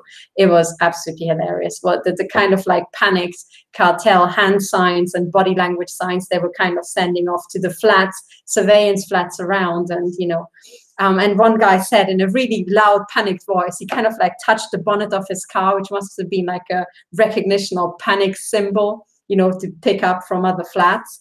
And he said really loud, are you police? And that was not the question. It was the word police, as I think an insider term denoting a person, one of the normals cottoning on to their schemes, or, you know, noticing that something is going on, as in, you know, I'm a police officer on their criminal schemes or the intel schemes. And he said, are you police? I said, no, I'm not. He's like, are you police? He was actually just shouting for someone in the flat to wake the F up and do something about the fact that I just walked straight into it. It was hilarious. I was thinking, right, guys, I'm still going to enjoy this now. I'm going to get cash back for all the shit that you put me through. But anyway, this is how the entire intel side of the training works, okay? And while I had the young people in the early 20s people, you know, several times per year, I also had the really young people. So what this actually is, it is, well, according to the UN and the UNESCO, guidelines, these are child soldiers. They are, military intel and the entire intelligence agencies, that's a warfare operation. They were training child soldiers. This is illegal. Nevertheless, the BND was doing it, right, regularly. So who were these children? Well, these were children of intel agents. That's the, mommy is an intel agent. She was a honeypot who was sent to, entrap daddy, who's an intel agent. And then they have little intel kids. And then they're trained up by the BND to become good little gang stalkers and maybe make their way through and, become heads of, drug trafficking and human trafficking and, arms trades and stuff like that, arms trading. So this is how this entire thing works, and it is in your face. You might not live in Munich zone, but you can certainly go on, a video streaming program and have a look at this new Netflix series and watch what's going down there. Now talking about schooling and the BND, many people, or some people in Germany certainly know that the Bundesnachrichtendienst, so that's the German intel, moved from Pullach, which is south of Munich, to Berlin. That's what they say. I think they just became so big and sprawling, they wanted a second site. So I would presume that the Pullach site continues, maybe a bit more undercover, and then, the in-your-face stuff will be in Berlin. So anyway, we have these human vermin crawling about absolutely everywhere. But more than that, if you look at the news site, the BND site, I've got to show you something because there is, hang on. There is, let me show you this image. Let me share my screen, because on the side of the Bundesnachrichtendienst in Berlin, there's something extremely important. So, okay, this is in German. I'm not sure if you can see this, but what this is, it's a diagram, okay, of how the, well, I should maybe show you the building from, close up. So the new building looks like that, okay, right? And if you're wondering, why the fuck it looks like the Stasi? It's because it is the Stasi, okay? This is the new Stasi building here in Berlin. Great. I mean, just look at this shit. So anyway, that's where all the spooks go. Serves them right. Also, I would like to draw your attention to this big palm tree that frankly is a radio tower. It's a mobile phone cell tower, camouflaged as a palm tree. I'm sure palm trees have some meaning in cartel signaling. When talking about cartel signaling, just have a look at the building from above and see how many swastikas you can spot hidden in the here in the building, in the actual what's it called, the ground, the shape of the building from above. So anyway, but what I wanted to show you is this thing I had magnified here, this thing. Okay, so this is very, very small, but you can see that some sections are numbered on this, the entire sprawling complex. And number 1, which is here to the side, detached from the main building, says it's a building complex with a school and a boarding school. What the fuck does a school and a boarding school have to do with an Intel HQ? Well, this is the site where the little cartel insiders would have their brainwashed, probably also by scientific means, So that's why the BND is, that's why a school and a boarding school is attached to the BND, right in your face. And, oh, here's a bigger scheme. So it's this here, the number 1, okay? So in German, it says Komplex mit Schule, Internat und Besucherzentrum. Baubeginn 2011. So it says this is a complex with a school, a boarding school, and the visitor center. And the building of this started in 2011. Now, this is not just a one-off. The school appears in several drawings of this thing. On the one hand, they've got the school. On the other hand, they've got the technology section. And, combine technology with schools, and you get the awning that was in front of the Mount Pleasant School and the STEM program, trying to control the brain stem or the brain of young children. And in this particular drawing, there seems to be an extra block. There seem to be 2 towers, kind of like the double towers of Freemasonry here, or the cartel double towers, but there also seems to be a Swiss cross in the building cross section.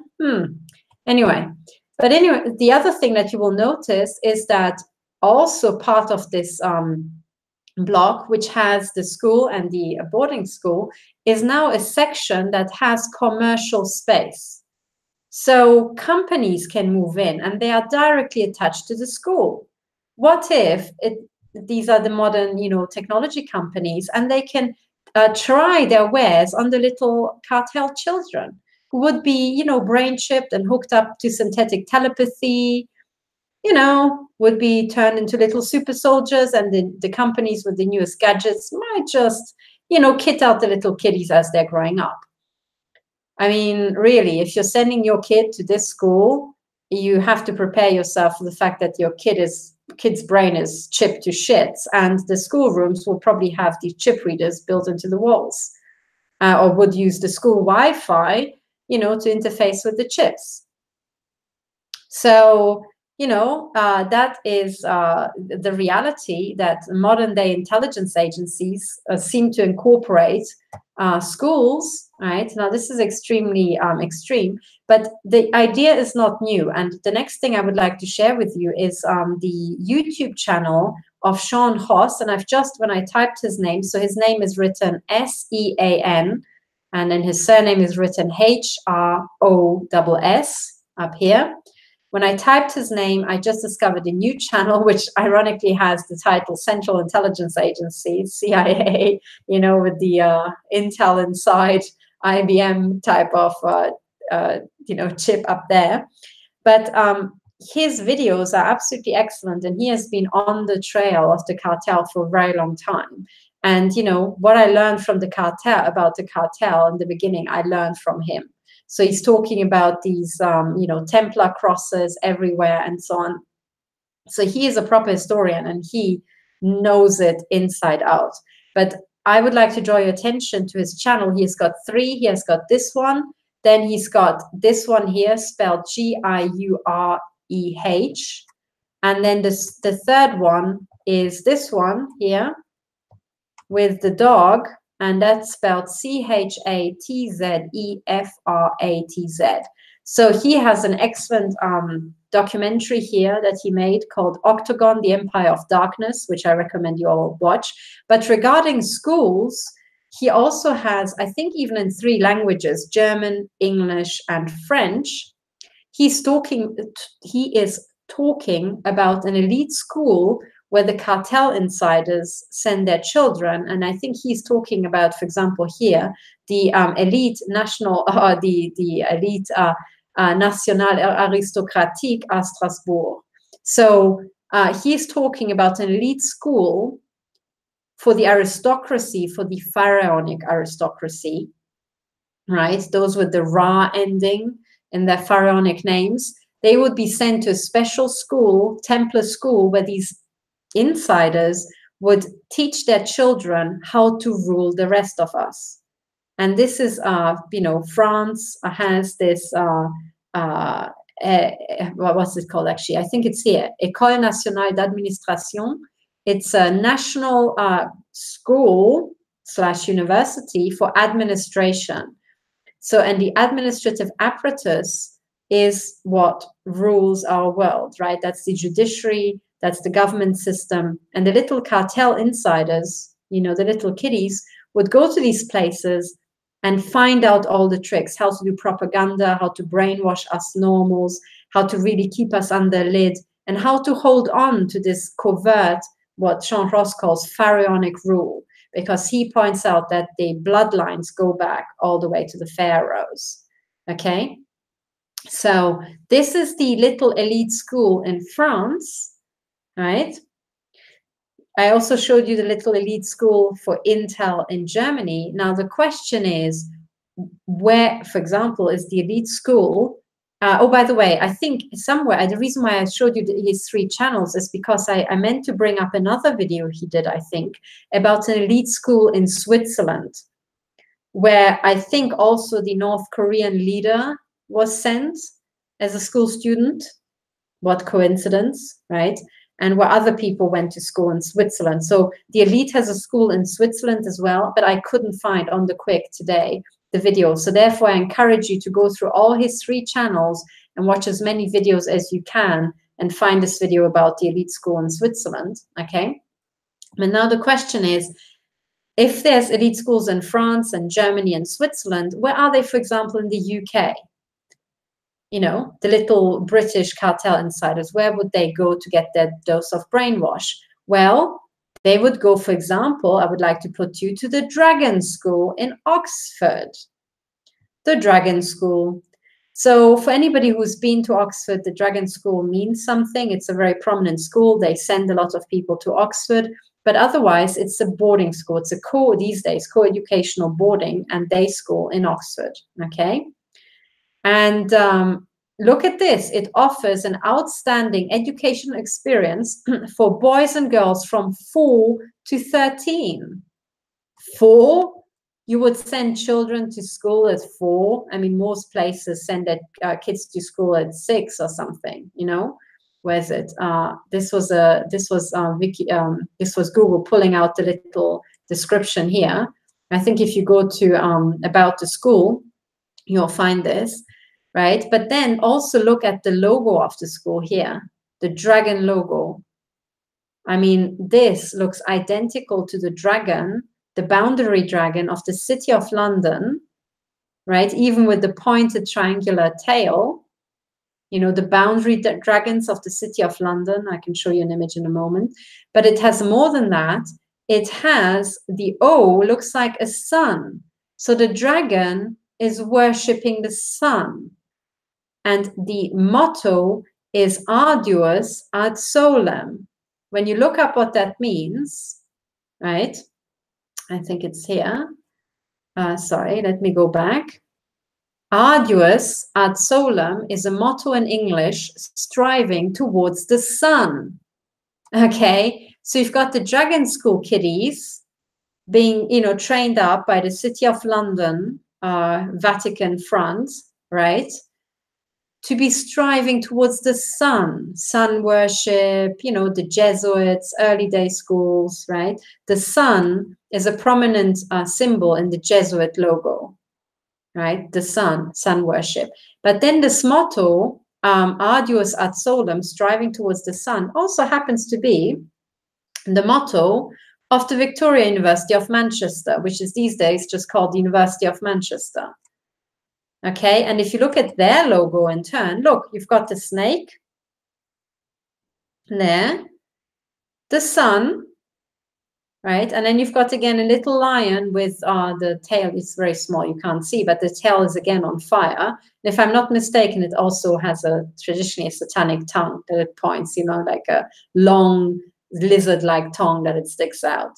So that is Manchester University, right? Here, also striving towards the sun. You've got the Jesuits with the sun logo, and you've got the Dragon School with the little kiddies striving towards the sun. Now, I could have also sworn that there was a Guardian article about the Dragon School. So, Dragon School, Oxford, Guardian. And it was, I think the Guardian article was pointing out just how many people in British public life. Hang on, let me try to do this. Cite. I can't find it on the quick, but the Dragon School, I think there was an article in either the Guardian or the Independent about how prominent independent schools, oh God, I can't find it. Okay, I'll look it up next time. But basically these British newspapers were pointing out just how many important people in public life had attended the Dragon School in Oxford, and what coincidence that was. Well, it's not a coincidence. That's where cartel insiders traditionally send their children. So there's no big fat surprise they end up in the establishment, because it's an establishment school. It's the stream, you know, that you have to go through to end up in the cartel. And yes, they do have scholarships, and some normals end up there, you know, as a cover story. But actually, traditionally, that's the entire point. And by the way, that's also the entire point behind places like Eton, you know, and other places. This is why so many little cartel boys come from Eton, because Eton was set up to, you know, school the cartel children. This is the way round it goes. Okay, so no big fat surprise. By the way, if you you know, when I was researching my main stalker, Lord Sumption, I was also looking into, I mean, I was thinking, my first thought was, how the F can you end up so messed up in the head to do shit like that? So I went back and I thought, maybe I had a difficult childhood. And I went back and I looked at Eton, you know, in the years when he would have been at school. And I discovered that the headmaster at the time of Eton later on turned out to be pretty much a prolific pedophile. He used to, you know, get boys to go up to his room, you know, after school, and then would spank their naked bottoms with a belt or with whatever else he had in his hand, the birch. I mean, this is sexual assault, okay? So this, I forgot his name. It was a double-barreled something or another. I can look it up. But anyway, if you look up, you know, Eton, the headmaster of Eton, and, you know, type in pervert, you will get the answer, you know. So it was some French name, double-barreled French name. So anyway, so this is how the cartel works, right? You would get these young boys in Eton who are there in the boarding school, maybe totally on their own, removed from their parents who might be cartel insiders in their own right. And then you put them through sexual assault and sexual trauma, which is also part of this mind control. And then if they actually survive this entire thing and don't kill themselves, you know, then they can later on get a control foul by stalking a woman and be part of the leg mutilation she suffers. And then you can make it to the Supreme Court of the United Kingdom. Ta-da! This is how this works. And this system is ancient, okay? But all this is very closely interlocked, and it's not a mistake. If you haven't gone to a cartel school, if you didn't get the sexual trauma, you ain't getting in. And there was, for example, I was always musing how the F did Lord Sumption end up stalking me, for example, also abroad in Munich zone, which is the territory of the German intel, you know, German foreign intel. And then when I looked into his Wikipedia page, I discovered that Sir John Scarlett, head of MI6, was a contemporary of his at university at Magdalen College, Oxford, right? So the Dragon School is in Oxford, the cartel's already there in the school. I also talked about cartel signaling in the universities. I will have an entire episode about going to university in the UK, or, you know, going to university cartel style for another day. But the point is, when I looked into Sir John Scarlett in turn and where he went to school, right, his school termed him, I think he was very early on recognized as one of the gifted boys, gifted young boys. Now, you have to know about the word games of the cartel. Gifted children do not mean highly intelligent children with special skills. No, it means these are the children that have been gifted to the cartel. So maybe his parents weren't, you know, really high up in the cartel, but they gifted their perhaps eldest son typically, or eldest child, to the cartel, for the cartel to do what the cartel wants with the child, so that mommy and daddy can get rich off the little, you know, kid that they just trafficked to the cartel. And then lo and behold, Sir John Scarlett would end up head of MI6. A big fat surprise. So he was already at school identified as one of the gifted. And when I read that, I suspected that gifted is actually a cartel code word. And this was kind of confirmed when Karen Melton Stewart, the NSA whistleblower, was talking about a human trafficking, so child trafficking van having been intercepted by the feds in the US. You know, blow me, that still happens. The police, you know, encroaches on the human trafficking business of the CIA. Blow me, you know, I wouldn't have thought it possible, but hey, they're idiots, they screw up. So anyway, they found these kids in the van. And then one of the drivers said, yeah, well, these are gifted children. And they just looked like little savages, like they couldn't even speak. Well, they looked like little savages because they were kids in the traumatization process. Maybe they were kept as savages to traumatize their brains. And the reason why the driver probably called them gifted is for the monkey police officers who the driver assumed to be cartel insiders, you know, to get, it's like, hang on, these are not some children we picked up off the street. These are the gifted children. They have been gifted to the cartel. Hello, what the F are you doing intercepting our delivery? You know, do you want to lose your job in the police, you moron? I think this is what actually went down. you know, but in the press, or this, you know, maybe non-cartel insider police officer, or maybe he's a cartel insider who really had enough of this shit, you know, who knows.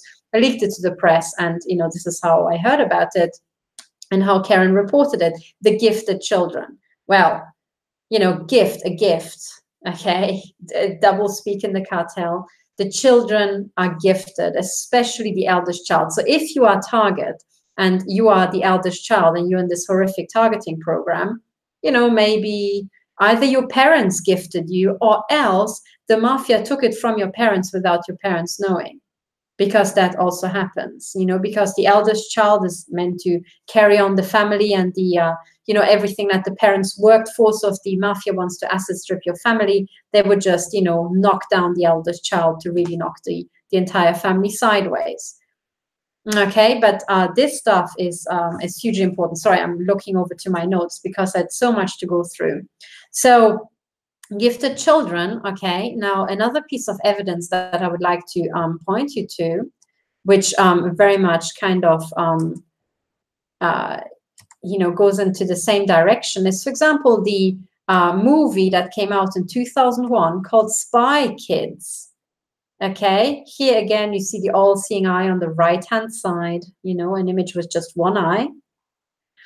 So I haven't seen the movie, so I can't talk about the content, but just the fact that Spy Kids seems to have the all-seeing eye and seems to, I mean, there's, for example, kids parachuting, so adventure, being cool, right? This is a movie that seems to make fighting for the boy and just being cool and, you know, maybe even a bit sexy for a very young girl, appealing to young children. So, you know, you can see how the cartel is trying to brainwash kids into becoming members. And this is why I'm saying that maybe this hypothesis that Sir John Scarlett might have been indeed one of the gifted young boys, you know, given to the cartel is not that far-fetched, right? This is how to actually understand it. And I would presume that, you know, he would go through his share of trauma, but, you know, from my reading, maybe he was gifted because he was a natural born psychopath. And that's why he actually didn't mind, you know. But anyway, he made it very, very far. And, you know, I talked about him in the past. And I also pointed about what happened to his son in turn. His son was, again, maybe gifted to the cartel because he became a soldier and was posted to, I forget if it was Afghanistan or Iraq. I think it was Iraq. I can't remember. But anyway, and then he got shot, you know, and then his mate pulled him out and he was heroically trying to, you know, defend himself, and 2 people died. Okay, I don't want to get into that because young, you know, Sir John Scarlett Jr. is outside of school age. But what I'm saying is that he might have also been gifted to the cartel. And in this entire little episode, 2 non-cartel boys or young men died. And then, hey, you know, little Sir John Scarlett comes out with a medal at the end. And then the no-name children from non-cartel insiders just died. And I made the point when I was pointing to this episode that the entire details of the story are so unlikely that to me it very much sounded like his daddy, who after all, you know, has a hand in controlling the entire war shenanigans in Iraq and Afghanistan, because he works for the cartel who runs the war there, probably had a hand in this entire setup. And it was just fake to start with, you know, and it was just the you know, daddy's mates putting on a show, you know, shooting at the kids a bit, you know, shooting the kid in the leg a bit, but not too much that he would have been actually serious. And then he can go home, you know, with medals and be, you know, have, yeah, a medal, all the bling forever after, you know, and so it goes on through generations. But watch for this, okay? And know that cartel kiddies will be put into the stream by the cartel, with or without the parents wanting it necessarily. So, you know, it's really worth the time to go through the heads of the CIA, say the heads of MI5 and MI6 and Mossad, and find out who their parents were. What role did all the parents have? Because as we know, the cartel follows bloodlines. And also from a practical point of view, if you're running a global organized crime cartel and you're dealing with all these cutthroats and their children, you know, you better make sure you don't piss off daddy, right? So because he's an assassin, he's one of your trained serial killers. So you would just reassure daddy that you'll take care that his kid will get an excellent education, will have a really fit girlfriend and a really cool car and then a lot of money. So you have to kind of find a way to smoothly accommodate all the cartel's kiddies in this entire architecture. So you'd have to start grooming and farming them and placing them, stuffing them into gaps of your cartel architecture very early on. You know, so this is the reality. This is how our society really works. And remember that organized crime pays. Crime pays. So they don't pay tax. So their income grows exactly by the rate of tax, at least, you know, not adding in the fact that drugs and human trafficking are much more valuable than, I don't know, running a dry cleaning business, you know. So they will control our schools and they will control the entire selection of children. So if as a child you felt that you were really good at school, but somehow your teachers were banging you on the head, trying to make you less good, it might have been because the teacher was a cartel insider and he knew that he had to, you know, before the mafia kills him, he had to advance the cartel kiddies in school and had to make you look bad so that the thick kids from, you know, cutthroat assassins and their little prostitute wives didn't look too bad, you know. So anyway, then there's another, you know, bit of evidence that I would like to point you to, which this time comes from Professor Daryl Hamamoto. And I would like to point you to a very good, excellent interview that he did here. He was on Alex Jones, I think with a very similar title, but this is the interview I could bring up here on the quick. And it's Professor Daryl Hamamoto saying, you know, UC, he works at UC Davis, okay? So UC stands for undercover cop. Okay, so what he's talking about is this kind of undercover cop, gang stalking, undercover policing operation in universities that has proliferated.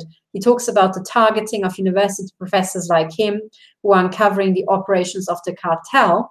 And in one, oh, by the way, I've just seen, just to remind you, there's an excellent interview that Professor Daryl Hamamoto does with Dr. Lorraine Murray. I also encourage you to watch that, you know, but that's another topic.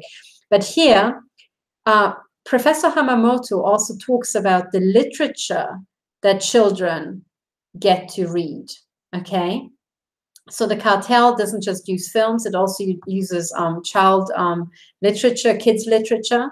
And one of the things that I think it's this interview, or maybe it's the interview with Alex Jones. Anyway, in one of them, he says that he would like to see some research into Harry Potter, because Harry Potter is something that all the kids have read, you know? And he says there's something in Harry Potter that he finds really fishy and he wants to find out what exactly it is, you know? So this is what really triggered my interest in the entire topic of Harry Potter and you know, everything that sticks to that. And I thought a long time about it, and this was in the phase when I first heard it.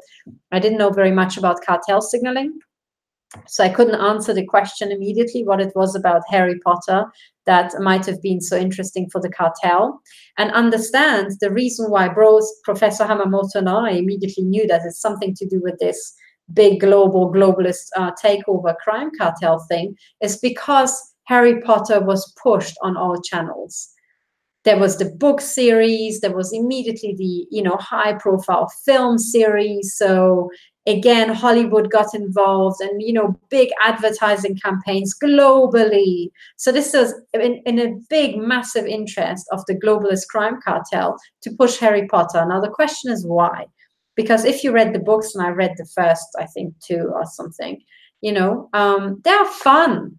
They are really fun, okay? It's well, at first maybe you approach it as one of the normals, as a novel idea, and it's exciting, and it's mysterious, and it's really cool and really gripping to read, and it has all the ingredients of a really cool story. So I thought they were exciting, and, you know, I just read them, and then I got bored, and I was busy with other stuff, so I stopped reading them, and I came back And I just thought, whoa, what just happened? Harry Potter just blew up. I just read the book because someone recommended it. And I just blink and I turn around and suddenly it's a global franchise. You know, and you can see little children walking down the street with little magical wands and, you know, speaking funny Latin and pointing them at you, trying to turn you into stone and stuff like that. So what just went on in the world, you know? So this was something really close to the heart of the cartel. And now the question is, what would they have possibly want to achieve with Harry Potter? Because it seems so innocuous. Now, my answer that I twigged it when I looked at enough cartel and intel material. I mean, literally, MI5 had to be, you know, in my face doing their street theater and they're perping for a very long time, I have to admit, before I got it, okay? But the answer to that is the following. It is actually buried in two cartel signaling little hints.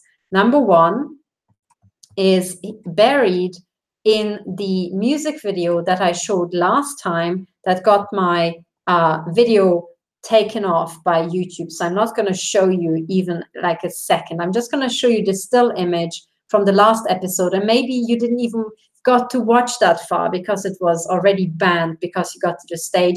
But I was analyzing the music video by Maroon 5 called What Lovers Do. Okay, watch it yourself and make your own, you know, have your own thoughts, and then you can later on find out what I had to say about it. But I got to the stage and I just said, you know, in the entire story, I got to the point where I analyzed the entire music video and I said, look, she is a honeypot who got monarch programmed by the cartel. She's now playing cards, gambling, okay, with the power arm for the cartel. The people who support her seem to be a guy who strikingly looks like British intel, you know, with a bit of a funky, people who want to be unkind to gay people might call a gay outfit, you know, pink, very pink. But smearing gay guys was not the point. It was just cartel signaling, tongue-in-cheek, to get a message across, because in the end, she, with the power arm of the cartel gambling, has the top cards and she wins the game. And then I said, if this guy is intel, who are the people here? And I said, this guy looks like some funky version of Gandalf, or maybe, what's the name? The guy from Harry Potter, you know, the head of the school. I'm so sorry, I forgot his name, but probably the entire world knows his name and I've just forgotten it. But anyway, this guy looks like a wizard. And she kind of looks like some witch, some funky, I don't know what, future-telling funky woman, you know, as far as I can make out. So in other words, I said, this guy seems to represent intel, who has a very, you know, close eye on the game. And in the background are some people representing, you know, again, secret services and secret societies with their magic, their occult. So the magic element in Harry Potter, I think, is the induction of children into the occult, making it look cool. Okay?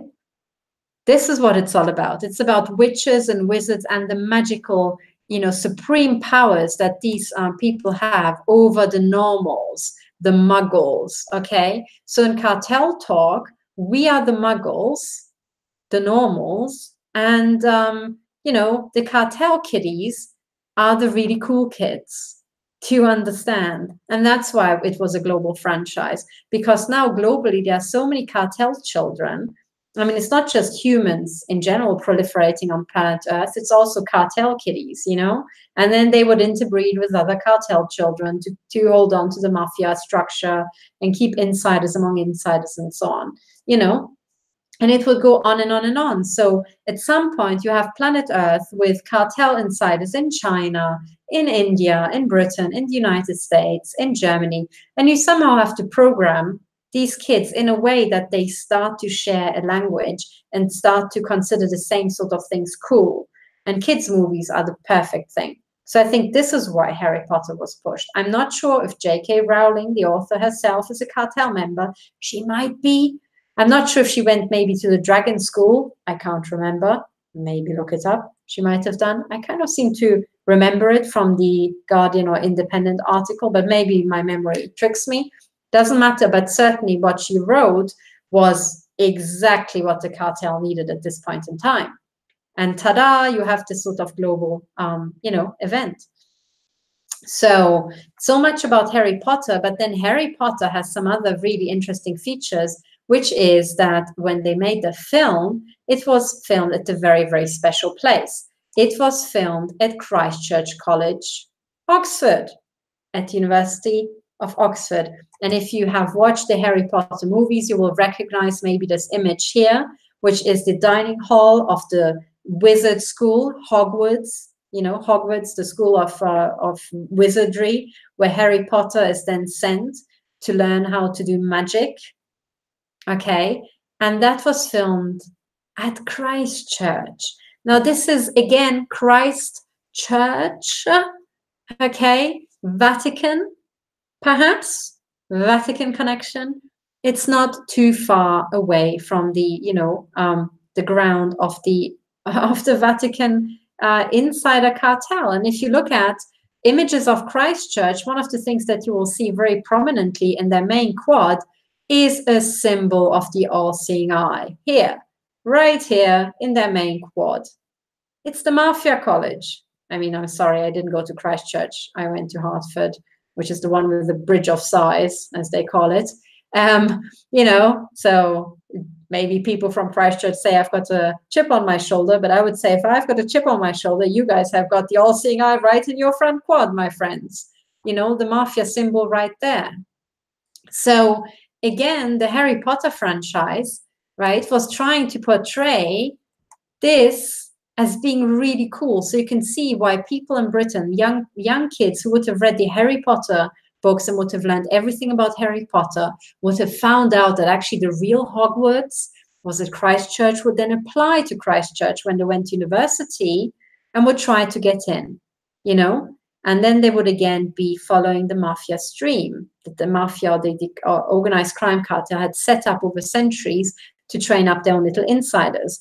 By the way, when little cartel children are being traumatized or monarch programmed, one of the programming stories that I used is Alice in Wonderland. Okay, so cartel kiddies might have been trained on Alice in Wonderland. And this means that some people reported having been dressed up like characters from Alice in Wonderland for humiliation and sexual humiliation. And in torture sessions, there would be the Alice in Wonderland theme. And it just so happens that I think the guy who wrote Alice in Wonderland was, I think, a fellow at Christ Church College, Oxford, I think. So Lewis Carroll is the author of Alice in Wonderland, and I think his real name was Charles Dodgson. And I think he was a fellow here because he used to dine here. And this is why Christ Church College, believe it or not, now has symbols from Alice in Wonderland in their little windows. They actually have in their stained glass windows little images of little Alice and the White Rabbit and so on. So for kiddies who have been trained mind control programs on Alice, it's just perfect to have the triggers in the dining hall right in their face. But more than that, Charles Dodgson seemed to have been a pedophile who really fancied the daughter of a professor of mathematics here at Christ Church. And this is what the entire story of little Alice is based on. Okay? He's trying to chat up little Alice, and he wrote her story, and he presumably went to read the little story, to this math professor's house because he really fancied little Alice. I mean, how much sick shit can you just cram into one thread, that runs through the British establishment? So this is how it all hangs together. So if we say that Christ Church, like presumably all other Oxford colleges as well, is a cartel college owned by the City of London, the Vatican front in the United Kingdom, it would suddenly become blindingly obvious why you would have the Dragon School in Oxford, and then you would have Christ Church College with the all-seeing eye, where, little Harry Potter reading kiddie inside, insider kiddies from the cartel would end up, right? It all hangs together. So just to show you, I think, hang on, if I just type Dragon School, Oxford, I want to show you the map to show you how close by everything is. Okay, so on Google Maps, this is the Dragon School up here in what's called North Oxford, but Oxford is really pissingly small. So it is literally just a few minutes walk away. So this thing, right, is the Dragon School, and this is Christchurch down here. Okay, and in St. John's College, where I was a fellow, is here. Okay, kind of equidistant between the Dragon School and Christchurch. And I already pointed out in an earlier episode that St. John's College, Oxford, has got all these symbols from the City of London crime cartel. It even was founded by one of the guilds, by the merchant tailors. So you have it absolutely everywhere here. Okay, so this is what I wanted to say about, I think I've now explained absolutely everything that there's to be said about, Christchurch and schools and how they tie in. But certainly if you are in the United Kingdom, or in England especially, but elsewhere in the UK, if you want to make it far in the establishment, you're almost expected. You're expected to go to Oxford.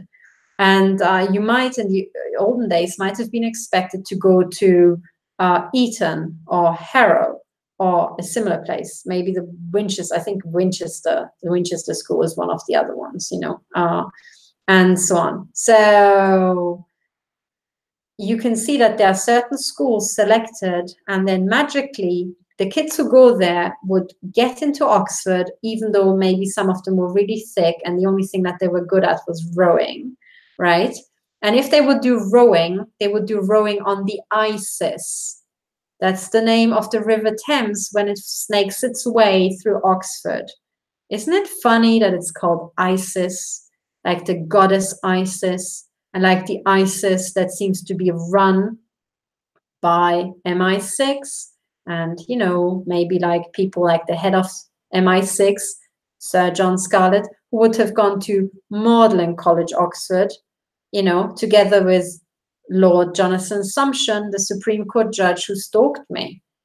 You can somehow see the threads just like cross over at certain schools, certain universities, and then people would end up on the Supreme Court. They would end up being heads of MI6. And, if they did maybe rowing on the ISIS, they would then run ISIS, to run asset stripping abroad. And it would be an insider joke that the ISIS is the river that snakes its way. Vatican, right? Snakes its way through Oxford. So when the Vatican crime cartel snakes its way through the Middle East, it's called ISIS. Do you get it? And then again, I point you to the videos of the historian Sean Ross, who explains the entire meaning of the goddess Isis and how it hangs in with the pharaonic bloodlines, right? And he explains how the pharaohs went under the people. They started mating with the people to extend their power. So you have these pharaonic bloodlines, if you like. I call them the cartel insiders. I'm not sure how much of a bloodline they still are, really. Maybe they are genetic markers, no idea. But certainly from a systems analysis point of view, you would have cartel insiders trying to keep the mafia business to themselves. It's called the family, right? Everybody's shagging each other's wives. They're one big family together. Honeypots being sent to infiltrate other intel agencies. They do the same. You end up one big happy family that comprises intel, the crime cartel, the secret societies, where you have all the occult, the magic. And this is how you can, when you run this entire system, you end up with what Edward Snowden blew the whistle on. Let me see if I can, on the quick, bring up the document that Edward Snowden leaked, which was that GCHQ, the GCHQ presentation Snowden. Okay, so I hope I get the link because it's so perfect. If you get the PDF of this presentation, yeah, maybe this is the one. There's one slide from GCHQ, right, where they are. So this is a presentation where they are, you know, explaining how they work and how they take people down, the deny, disrupt, degrade, and deceive operations that they're running. But on one of the slides, quick, here, yes. This is, for example, one slide. This was leaked by Edward Snowden. Let me show you. Look exactly at the words that they used to describe their operations to their recruits, their trainees who would have gone through cartel school and cartel university and would then join GCHQ. They call it magic techniques and experiment. Magic techniques. This is a real life slide here from GCHQ, from a GCHQ presentation, and they explain how they are taking us normals to bits. And here there's their conspiracy theories, conspiracy stories that they plant, then they call us conspiracy theorists. They, you know, disrupt us, mirroring, mimicking here, building relationships, honeypots, infiltration, social penetration, you know, all the stuff that they're doing to targets is explained right here. Persuasion, conformity, obedience, what they want to achieve, blah, blah, blah, blah, targeting, right there. And they call it magic techniques, you know, because GCHQ is one with the secret societies. And I think on another slide, they are appealing for, maybe it's not this presentation, so there are several slides, but on one of these slides, they are also appealing for that they are recruiting cyber magicians. Okay, maybe it's, no, this is about mobile phones. Anyway, look it up, look at the GCHQ/JTrig presentation, look for these slides and look for the one where they are looking for cyber magicians. I kid you not, this is how they advertise it. To any one of our normals, if at CERN anybody would have given a talk talking to me about magic techniques and maybe physics magicians, I would have, and we all of us would have laughed them out of the room. You know, I know that you're all thinking CERN is the hub and maybe there's a military base. I'm pretty sure there is on the CERN and they might do all sorts of stuff. But the experiments I was on were 100% transparent. And the people I worked with were pretty no bullshit, a bit like me and more so.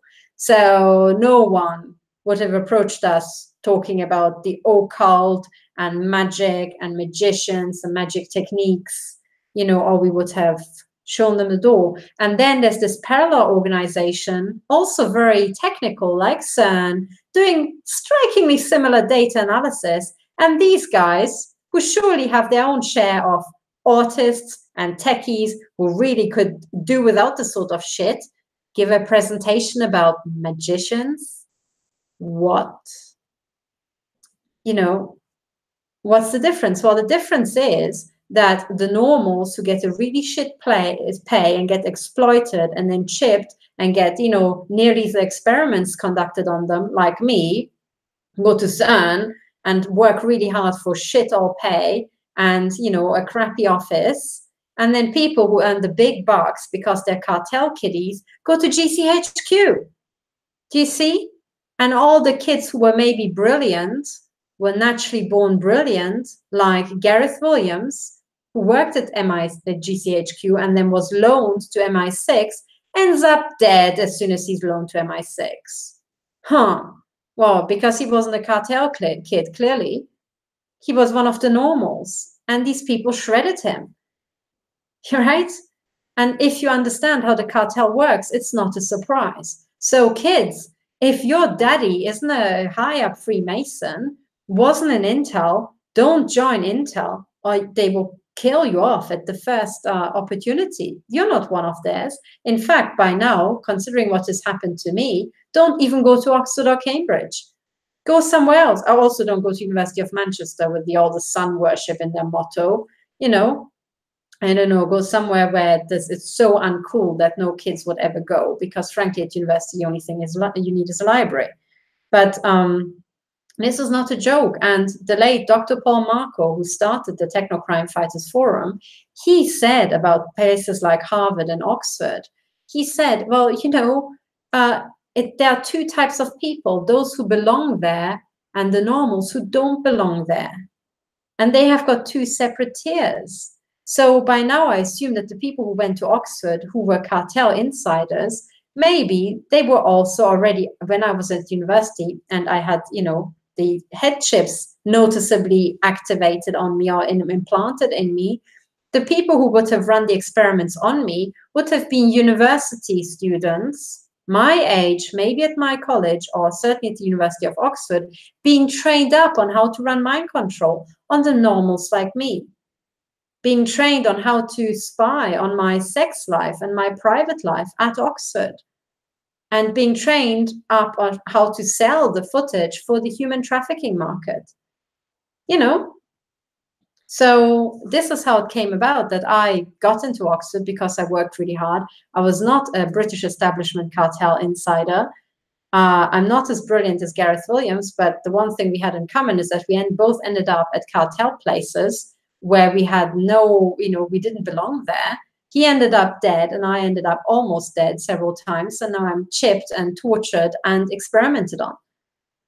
So unless your daddy is somebody really high up in this bullshit architecture of intel, the occult, secret services, you know, secret societies or organized crime, think twice about going to Oxford or Cambridge. And if you think I'm just the one-off, the aberration, know that I have now cottoned on to several other of my colleagues and, you know, friends at university also being chipped and also being experimented on.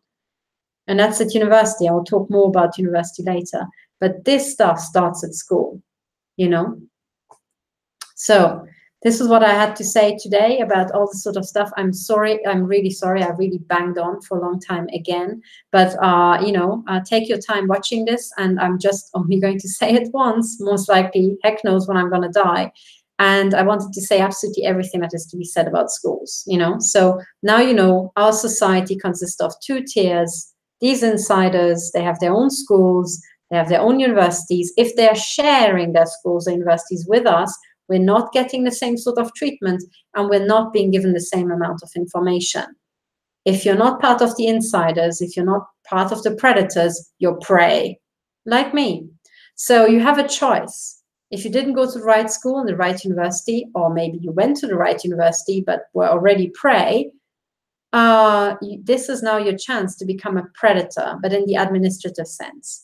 And I guess we all have to go back to school where, you know, it got screwed up for us. And we need to start learning what the cartel kids learned. And as Larry the Waiter in that series, the series of unfortunate events, this Netflix series explained, even the cartel children start their training already years earlier, you know. So by the time they're 10, they already have learned how to gang stalk, how to gang up on the normals, maybe how to break into their home, how to pick locks, perhaps, maybe how to hack into the computers. And then as they are progressing, by the time they finished university, they're ready to join GCHQ and start hacking other nation states, you know, start running ISIS, you know, in other countries. So this is how it works as far as I can make out. I hope you enjoyed today's episode. Thank you very much for listening. I can see that there are 118 people already watching right now, which is really, really high number. And I also know that the YouTube numbers are, you know, tweaked quite a lot. So we have a lot of viewers. I hope I could offer you something that, you know, was going back to school for you and learning some interesting stuff. I certainly had no idea about any of this, you know, and it came as a right shock. But we are onto their methods. And once we've finished school, in the next episode, I'll take you to university. So thank you for listening and bye for now.